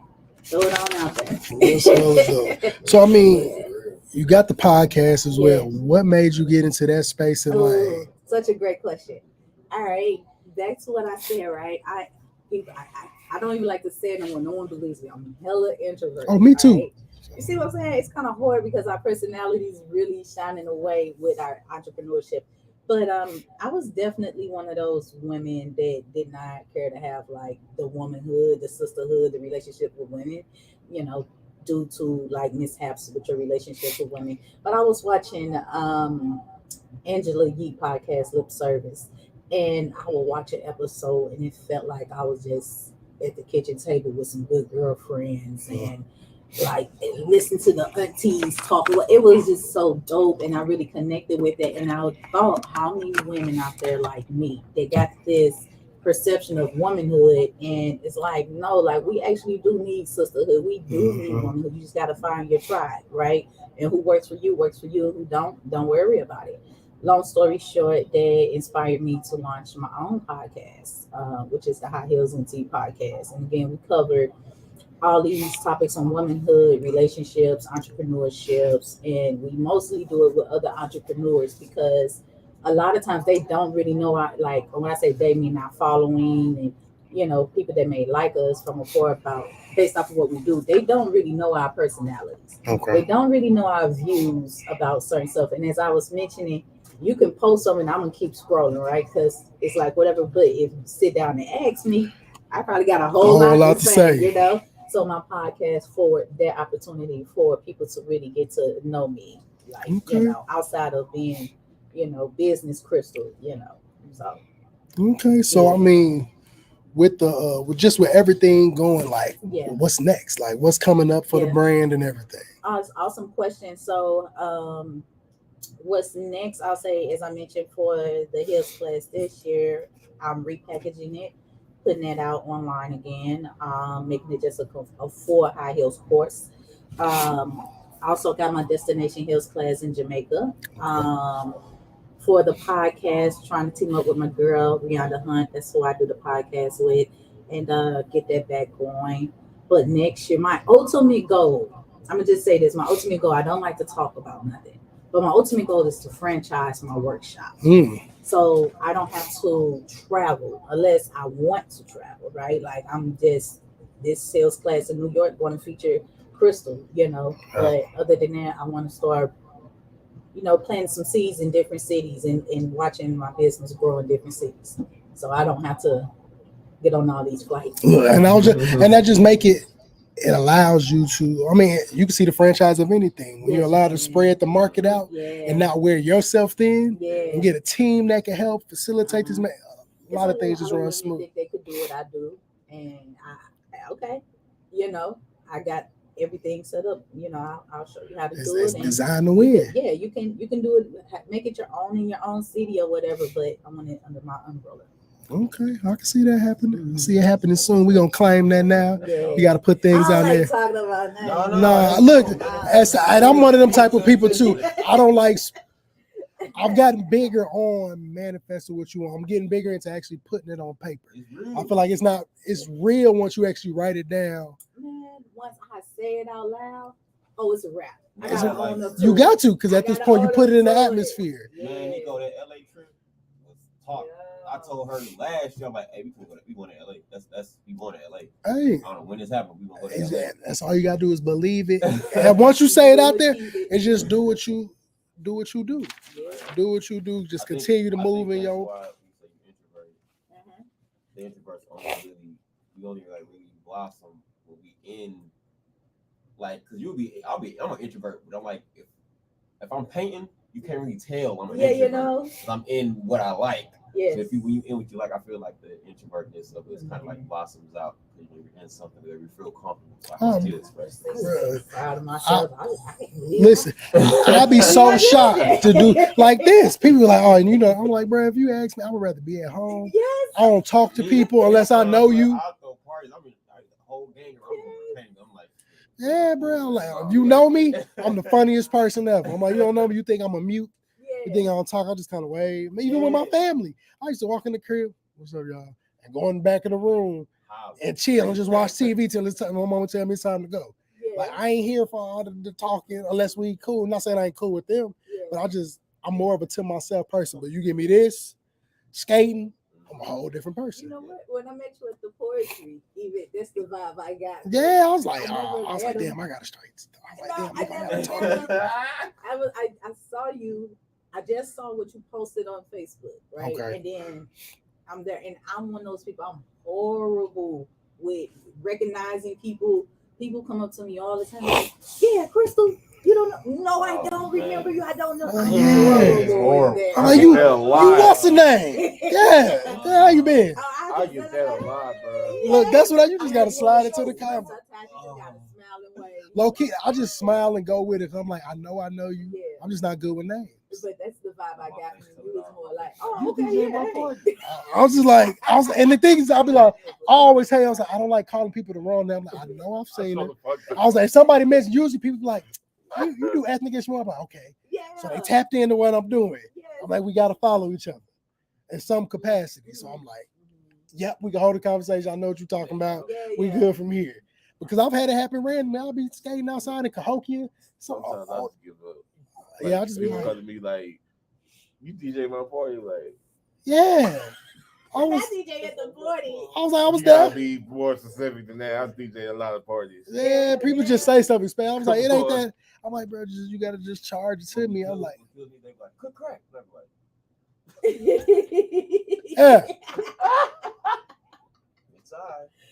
I respond. I respond like it's a question. I'll be like, yeah. Yeah, he's like, what up? What's up? You don't remember me? I'm like, That's what how era? cash flow. Yeah, what era? What was we on? Bro, I came to the show. I had people that I met. I was like, yeah, bro, I met a dude that was on this show before he came with somebody else. And then next thing I know, he came again, but this time it was with his girlfriend was getting interviewed.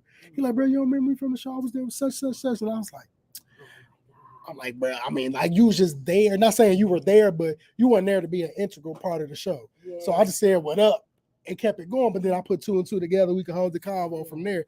But I'm like, bro, it ain't that I don't mess with you. Yeah. And then I'm one of the people, if it's too far going into me knowing you, I just don't even try to figure out the name. I skated with a dude for years out here. It was like a year and a half in. I'm like, what is this nigga's name? I've been skating with him for years. And we talk every time. His name Buddy. Look, I just be like, what's good, bro? And I was like, bro, I know he on my Facebook, but it's because he didn't have his real name on Facebook.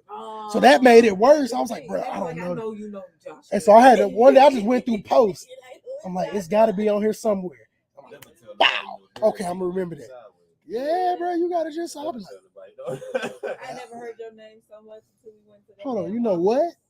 Yeah, don't ever tell nobody no dirt. I don't. Yeah, Who is that nigga? Exactly. See? I don't know that. I mean, bro, I know look, that my nigga. real name Alexander. I know that. To call me Alexander mean you met me through Facebook later in life, or that's what I introduce myself because I don't know you. Nico, I only tell people that until if we cool, you know Nico. Like, for real. But when people come in and I'm like, hey, how you know me? I was trying to like say, I'm going on this podcast. Who sent you? Like, Yeah. ethnic-ish, Look, yeah, that, like black-ish. yeah. See, Like, well, thank what's you. They're like, what's the purpose? What I'm trying to find? I'm like, then what is his name? Yeah, people be, you gotta search it, and I'll be like, cause I'll be having people on here. Look, I just tell people, I'll be like, type Alexander. I gotta type in Alexander now. Yeah. Yeah, it'll be a couple of us pop up. If you type in Alexander Nico or Nico, I'm gonna pop up. Okay. I'm gonna pop up. Yeah, the name. You're the first person that kind of put the correlation together. Wow, it's I, obvious. I mean, in the ethnic issue is because I always tell the story. It came from me skating on the Illinois side at this more predominantly white rink. I had a shirt on that say "Support Black Women." Okay. I'm the only black dude in there at the time, but the DJ and all these white mamas.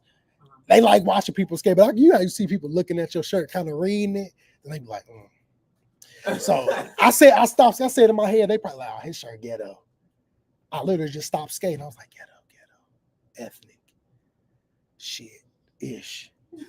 I said, and more. Bro, I did. I took my skates off, hopped in the car, got on Facebook like, hey, y'all, I'm thinking about coming on a show called Ethnic Ish More. Who'll fuck with it? They was like, yeah. The next day, all right, these are 2 days I'm willing to do it. What time of work? They was like, Wednesday, 8:30. You sure did kind of pop up. Yeah, bro. And listen, I ain't even lie. and literally the next week, I wrote out an outline, and I used to write my outlines in hand. My phone, I was working for Crate and Barrel live chat. I would clock out with my right hand, straight push live on my phone, and just start talking for an hour. Straight just start talking.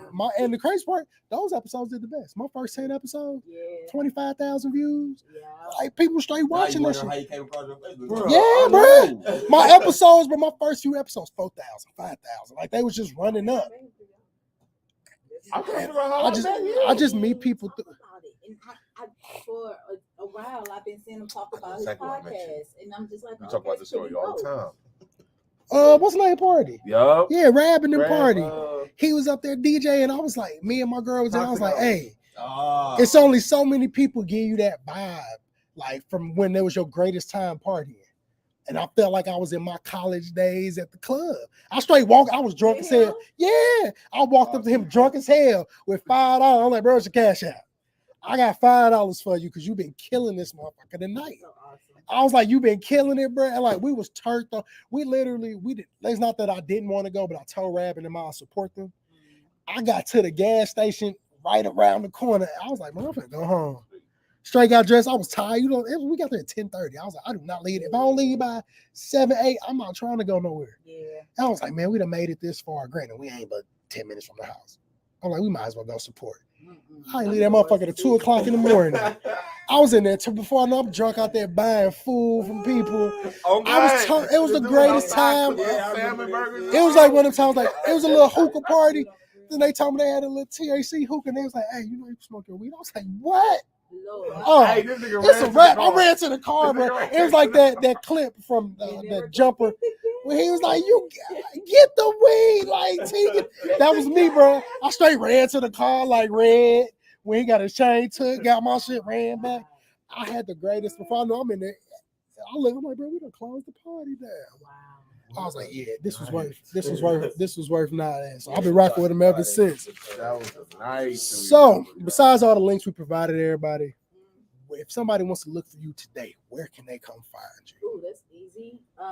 You can find me on my website. Number one is MonroeShoetique.com. That's MUNRE Shoetique. Monroe Shoetique on Facebook. Monroe Walk Workshop on Facebook, or better yet, what I really love to do is direct people to my Instagram page, which is @Iam_Crystal Lee, and that will literally link you to absolutely everything. I touch. Okay? Literally, that's how I found it all. Everything I touch. Everything. All right, Money Monroe coming soon. Get a Instagram. I feel like that. I feel something with Money Monroe. I feel it. But well, maybe that should be my new nickname. But no, yeah.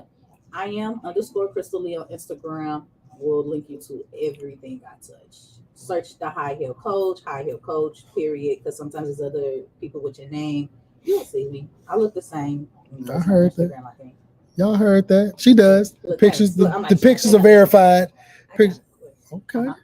What size shoe you go up to? 11. But I do have a custom shoe collection. I go up to 12 with that. Yeah. Okay. Yep. I got some cords. I'm gonna give you a cord. Look. I'm gonna give you a cord. You might be able to squeeze in at 11. Look. She said she go up to 12. Oh, cousin. You may want to razzle dazzle one day. I see. Look, that's custom.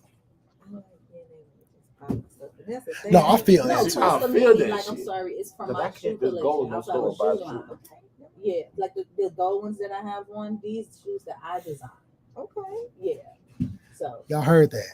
She designed. You said you got a 10. No, I feel it. As a shoe connoisseur of sorts, I'm on the opposite hand of the heels. I'm on the sneaker side. I love shoes. I realize I've bought an abundance in a short amount of time for no reason. I feel like anytime something goes wrong in life, just buying a pair of shoes makes you feel. Tell yourself every time you buy yourself a pair, you gotta buy her. Because it don't work the other way. But I did just buy her something the other day. I know. That'd be different. That's why she be wanting to. No, because she buy just as many shoes as me, if not more. We be in the crib like, who boxes that? Oh, who boxes that? I'll be like, that's me. We be at the crib because we got if you got the shop app.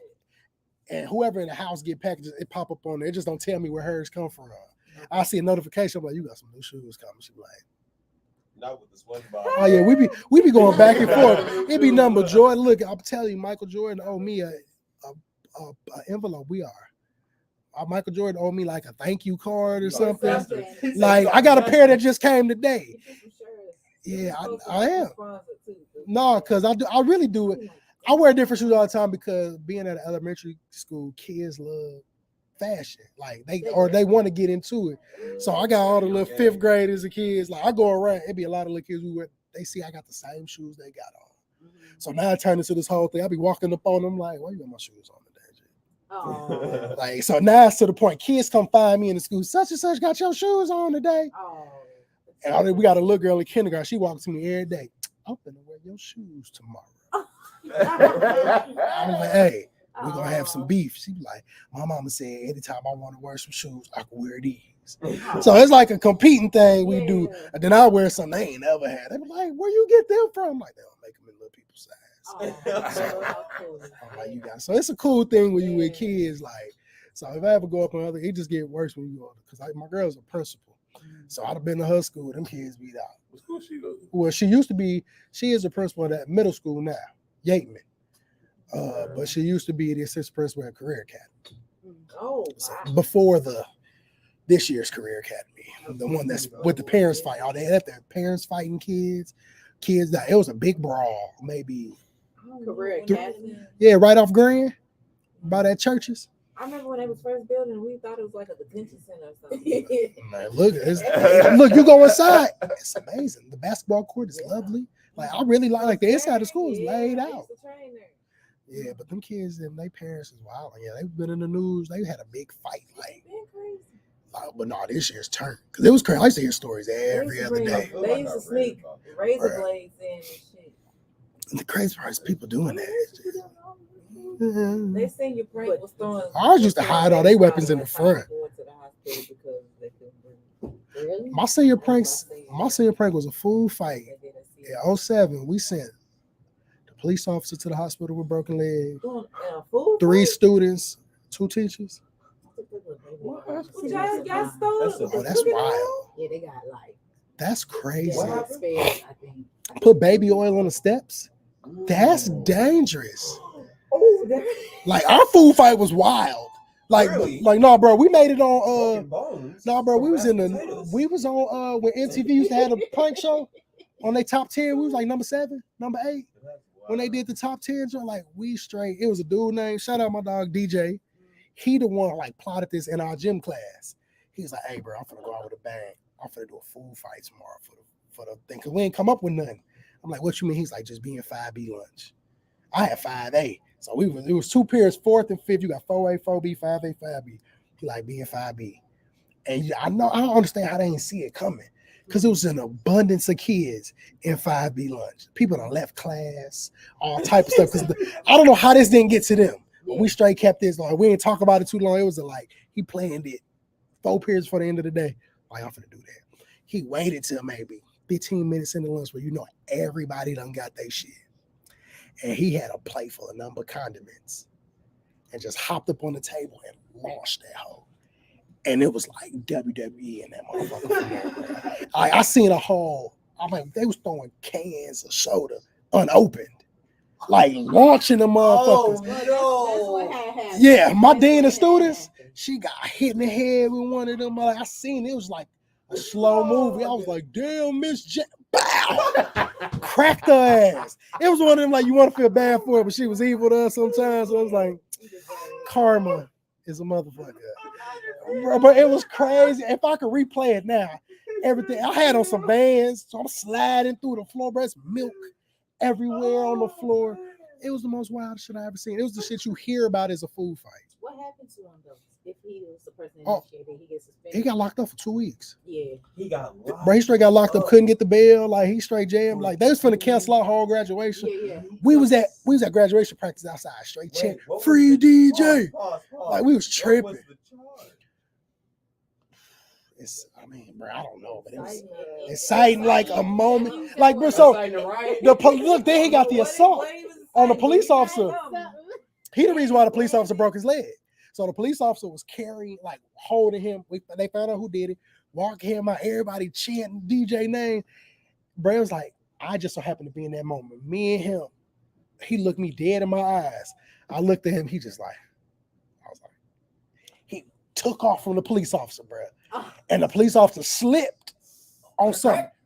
Whole leg broke, like straight stretcher carried in my brother ambulance. Like they locked the school down. Yeah. And from to this day forward, like bro, it was stains on parts of that wall. To this day forward, they last week of school, they got to bring sack lunches. That was in 07. They would Like they can't bring they won't serve, but how they got all that stuff was buying lunch. West Aurora High School in Aurora, Illinois. Oh, West Aurora High School. Where? Aurora, yep, Illinois. We up close. We 45 minutes from Chicago. Yeah, you could Google West Aurora food fight. That shit is definitely gonna come up. West Aurora, it's a tongue twister. Yeah, West Aurora, Aurora. The second biggest city in Illinois, surprisingly. Yeah. Okay. It's Chicago, then it's us. It's so weird because honestly, grew up, you don't even realize Chicago and Illinois. You don't. It ain't no but a 4-hour drive. 55. Is his own state. Yeah. Look, you straight 55 take you to the end. You go straight out. And you'll end up on Lakeshore Drive if you finish out 55. Tell people Chicago is Illinois. Bro, it's 4 hours. Like. What? Illinois? Yes. Just like Chicago. I mean, low key, it's just like how Chicago treat Illinois the way you city treat St. Louis. I'm not even familiar with that either, though. Yeah, how is they call it U City? Like it's like that's the state. How do U City people act? Being on the outside looking in. Like they passed the brown paper bag to Yeah, that's exactly how U City act. It's like U City, then it's St. Louis. It's a crazy infatuation they have. I mean, a lot of them. But the people that were born and raised or went to U City High, it's like telling. It's like, okay, like y'all tripping. Y'all tripping. Like U City versus everybody. I'm like, really? Y'all got like 17 blocks. Yeah, that's why I'm like, not humongous. Like, and that's when I see you go to your search bar, type in U City, and you'll see the crowd. I'll be like, y'all really love yourself. Like I knew St. Louis had look because that's the first time I heard about a area code being a day, 314 day. We ain't got no goddamn 630 day. Like I never heard of no shit like that. Like Chicago don't do no 312 day. But you can. They could, but it would just we'd look at them like. East St. Louis, the 6. But then I understood when I came here. The East St. Louis one is weird. It's like, bro, I don't even remember yet. But y'all's it's like being to see it. Because in college, I was like, oh, y'all niggas is serious. I went to school, being the outsiders looking in, they coming to school like. I be doing shoe sales 314 days. But it makes perfect sense because it's an actual thing here. Somebody else doing it, I'm like, y'all saw St. Louis do that shit. That was the first place I was like, oh, these niggas got true pride in where they live. And I always say a lot. I just told him earlier, I felt like it was a rite of passage. At 13, you had to either get a Cardinal 314 or Arch tatted on you because everybody I met had one. Point proving. Like it's what I couldn't. I did like a study. I wish social media was cracking like it was like video wise. Cause I did a study at school. I'm like, how many of y'all got one of the three? And 9 out of 10, everybody had either a Cardinal 314 or the Arch. Yes. Yeah. And I understand. I got a Chicago Bull tatted right here in the middle of my arm. It's one of the things. Just, oh, look at the corner. It's like one of them. It's a rite of passage. Like, are you really from St. Louis? Oh, you really? If you don't have one of the three, I need to check your credentials. Now, it's like at this point, I need to know what high school you went to. This is the first only Chicago do. That's the only other place I've seen do that. What high school you went to? That's how somebody gonna know the type of person you was. High school is just like a zodiac sign in St. Louis. Let somebody tell you they went to Metro. If you talking city schools, or somebody tell you they went to Metro, they look at you like you from Illuminati. Like I ain't never met nobody. Gifted school. I ain't know y'all niggas was real. All of us, real people go there. 2-3 grade levels ahead. So of course we. Being in the SLPS, I can believe that because I've seen. Listen, man, that is a district. And nobody never guesses that. Yeah, that's usually the first one I say because that's the first high school I heard When I was in Chicago going to school, it was 4 people came there from St. Louis. Yeah. And they was like, they went to Beaumont. Yeah. And every story was like, such. The Beaumont Beaumont. is so damn pride. yeah. Oh my god. Yeah. It's a different type of pride. And Sumner. Riverview, they shine. Riverview is a different breed of people, and U City High, they're probably the worst. Most definitely. I was like, oh, you all are different. Because to me, I was like, this is all one place. Yeah. But then you realize you going on Natural Bridge, you done been through 15 cities before you make it to Ferguson. Yeah. I be scared. I got a warrant to bail the city I said right this shit now. to somebody people that's outside St. Louis is one city. It's one city. But if you live in St. Louis, It's like so many cities. I'm like, what your mail City. say? Berkeley, What your mails? Blackjack, different cities. Ferguson, Ferguson, Florissant. Hey, look, I'll stay. St. Charles. I live in O'Fallon. Florissant, but Hazelwood Bridge West City. down the street. I'm like, where do I live at? They They count too. They city name is They say Louis outside of St. Louis. But what we would call like when I explain to people, I don't want to get thorough. I say Chicago, but we're a west suburb of Chicago. So that's how I look at the county, the suburb of St. Louis. And then you start getting St. Charles as a further suburb.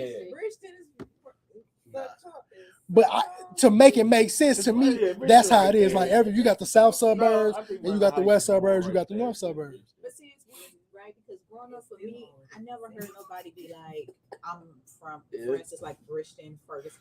I didn't hear that.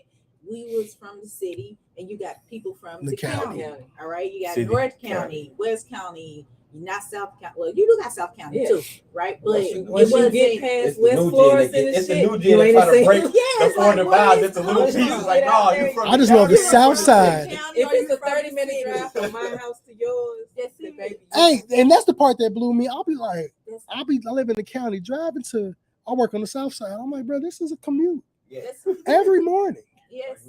That's why I don't go home on Tuesdays. I am from St. Because Louis. I won't come back. City girl. Born and raised the state streets. That's why I said when I say I'm from The south side is an interesting place. Everybody thinks that don't realize that. It is. No, that's what I'm saying about Beaumont. People think I'm from the county. I'm like, no, I'm city, 100% city. I'm in the county now, of course. Yeah. But whatever, you know what I mean? Like it's county. It's just perception. Yeah. Well, if I pick South Side is a different place. St. Louis. Like, And it's much different now. It's so much different. I bet it is. It's Yes, it's. I don't even. When I talked about that live action play of The Wire, Y'all don't even like this is a part of my live action play for The Wire. The South Side. It reminds me of if you watch The Wire. South Side now? Yes, the South Side that I know. Okay. If you watch when they had Amsterdam in The Wire, where they moved all the drug trafficking to one area, like that, and that was a real thing that happened. They were selling so much drugs, the police wanted to tame it, so they moved it to these 3 project areas, like streets, where they allowed it to happen. They allowed prostitution, drugs. They had the clinic of people out there, but they knew, and at that point it was like, and people didn't know for hellas until they had to, but it was right under everybody's nose. They straight had the police. They was like, damn, the streets cleaned up. No, we just put it somewhere. It's like, y'all gonna do it anyway. Yeah. We might as well give y'all somewhere to go. And they did that until they blew up. That is what the South Side reminds me of. Amsterdam. Because I was just like, I've seen an experience every time. Like I made a post this morning. Going to the gas station at 7:30 in the morning and playing the slots is some crazy shit. I saw that. I saw that with you. I went to the gas station this morning to get some gas because on the week with my kid, he got to come with me to early morning care, and I got to drive to the east side, take him to school, and then get back. Went to the gas station this morning. There's some woman in there yelling at her dude, come on. He like, come on, I got a couple more rolls. I'm like, it is 7:30. If you didn't wake up in the casino because you've been there all night, you do not need to be playing slots, and especially the ones at the gas station. You are not going to become a millionaire off the slots in the gas station. And you'd be surprised how many people post up. The one down here, it's the same people. Every time I go buy me something to drink, the same. I be feeling like they be thinking I be in there like them. I'm like, you think they be out? They be hitting just They're like, what up, bro? You see, I'm like, no, this isn't that. I just want water. My ass is trying to be a good citizen and shit. Now I'm a witness to some shit. Oh no. Like legit. I was first of all, I was traumatized when the shit happened. And then next thing I know, I'm getting a call. Yeah, we might need you. I'm like, Oh What? yeah. Oh, right. I was just buying some chips. I didn't know this was finna occur, sir. no, no. Oh, it sounds deep. I recorded a video and shit. Oh, It has to be the one to call the people. oh. You don't ever want to be that person. Oh yeah, I've had to be a But witness. it was a black man. You don't go to court. I feel that though. I feel it. Court. Yeah, they gonna have y'all done been in a witness. We didn't have post dispatch leave cards on the door. Shit, I'm like, I'm not talking to y'all. Oh, they serious. They done found you. Run Found me you. my money. Oh yeah, they done found you. Gonna be in court. Talk to us something. So look, we gotta clap it up one more time. And before we get out of here, I gotta put you through my co-host's favorite part. It's called the rapid fire. So as he says, study long and study wrong. It's like a good game of spades. We're gonna ask you a question. I want you to say the first thing that comes to mind. Oh. And it's gonna be things you may know about, things you ain't gonna think of right then. And then some of them get deep, some of them don't. The first one, besides your own, favorite shoe brand. Kendall Miles. Okay, that's how you know you in the shoes, because I don't know. She's from Chicago too. Right? Shout out to Kendall Miles for being from the city. I wear her heels a lot. Okay. Dream vacation. I want to go back to Mexico. I can agree with that one. I went to Cozumel and Yucatan. I want to go back to Mexico. On a cruise ship. It was lit. You ain't got to have a passport for cruise ship. For people that don't know, if you want to go somewhere, just need a birth certificate and a social or an ID. You can get on a cruise ship. But Mexico is a beautiful place. Beautiful. I love it. Favorite movie? How high? That is one of my favorite movies too. I know they're like verbatim. Yeah. Yeah. Most influential person in your life? Yeah. You got to toss a deep one in there. Everyone. Myself. I heard that. Hey, I heard that. Favorite song? It could be all time. It could be now. I'll say fight night. Migos. Okay. Hey, Okay. my best song, Favorite food? sweet potatoes. If you had one wish, what would it be? Get some extra money. I heard that. Need some money. I heard that. People always say money don't solve problems. Money. Shit.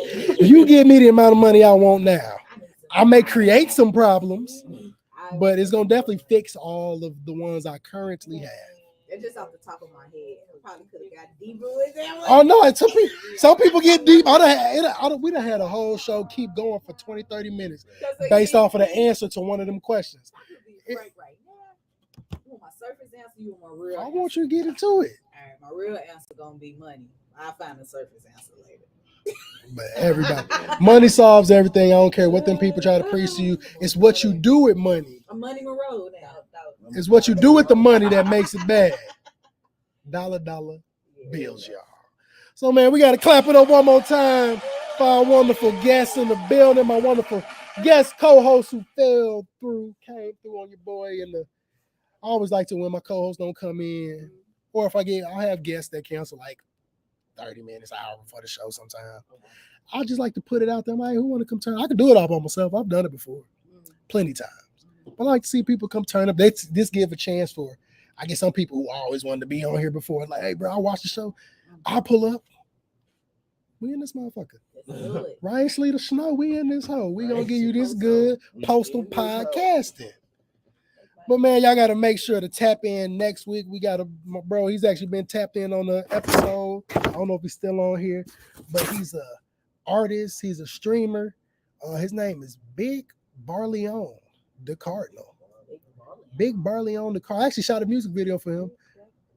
It ain't on my page, but I think it's on his page posted. But I shot a music video for him in the where was that? Somewhere I ain't supposed to be, because when I told somebody, they was like, oh, no, I'm finna pull up. I was like, oh, okay. It's in the low numbers in the city. 22nd to Dub. Yeah, I mean, when you're not from here, that's type of shit don't bother me. Oh, yeah, on the Dub. Yeah, I was like, I walked outside, I was like, how y'all doing? Like, I'm ready to shoot a music video. Niggas really don't be worried about the camera.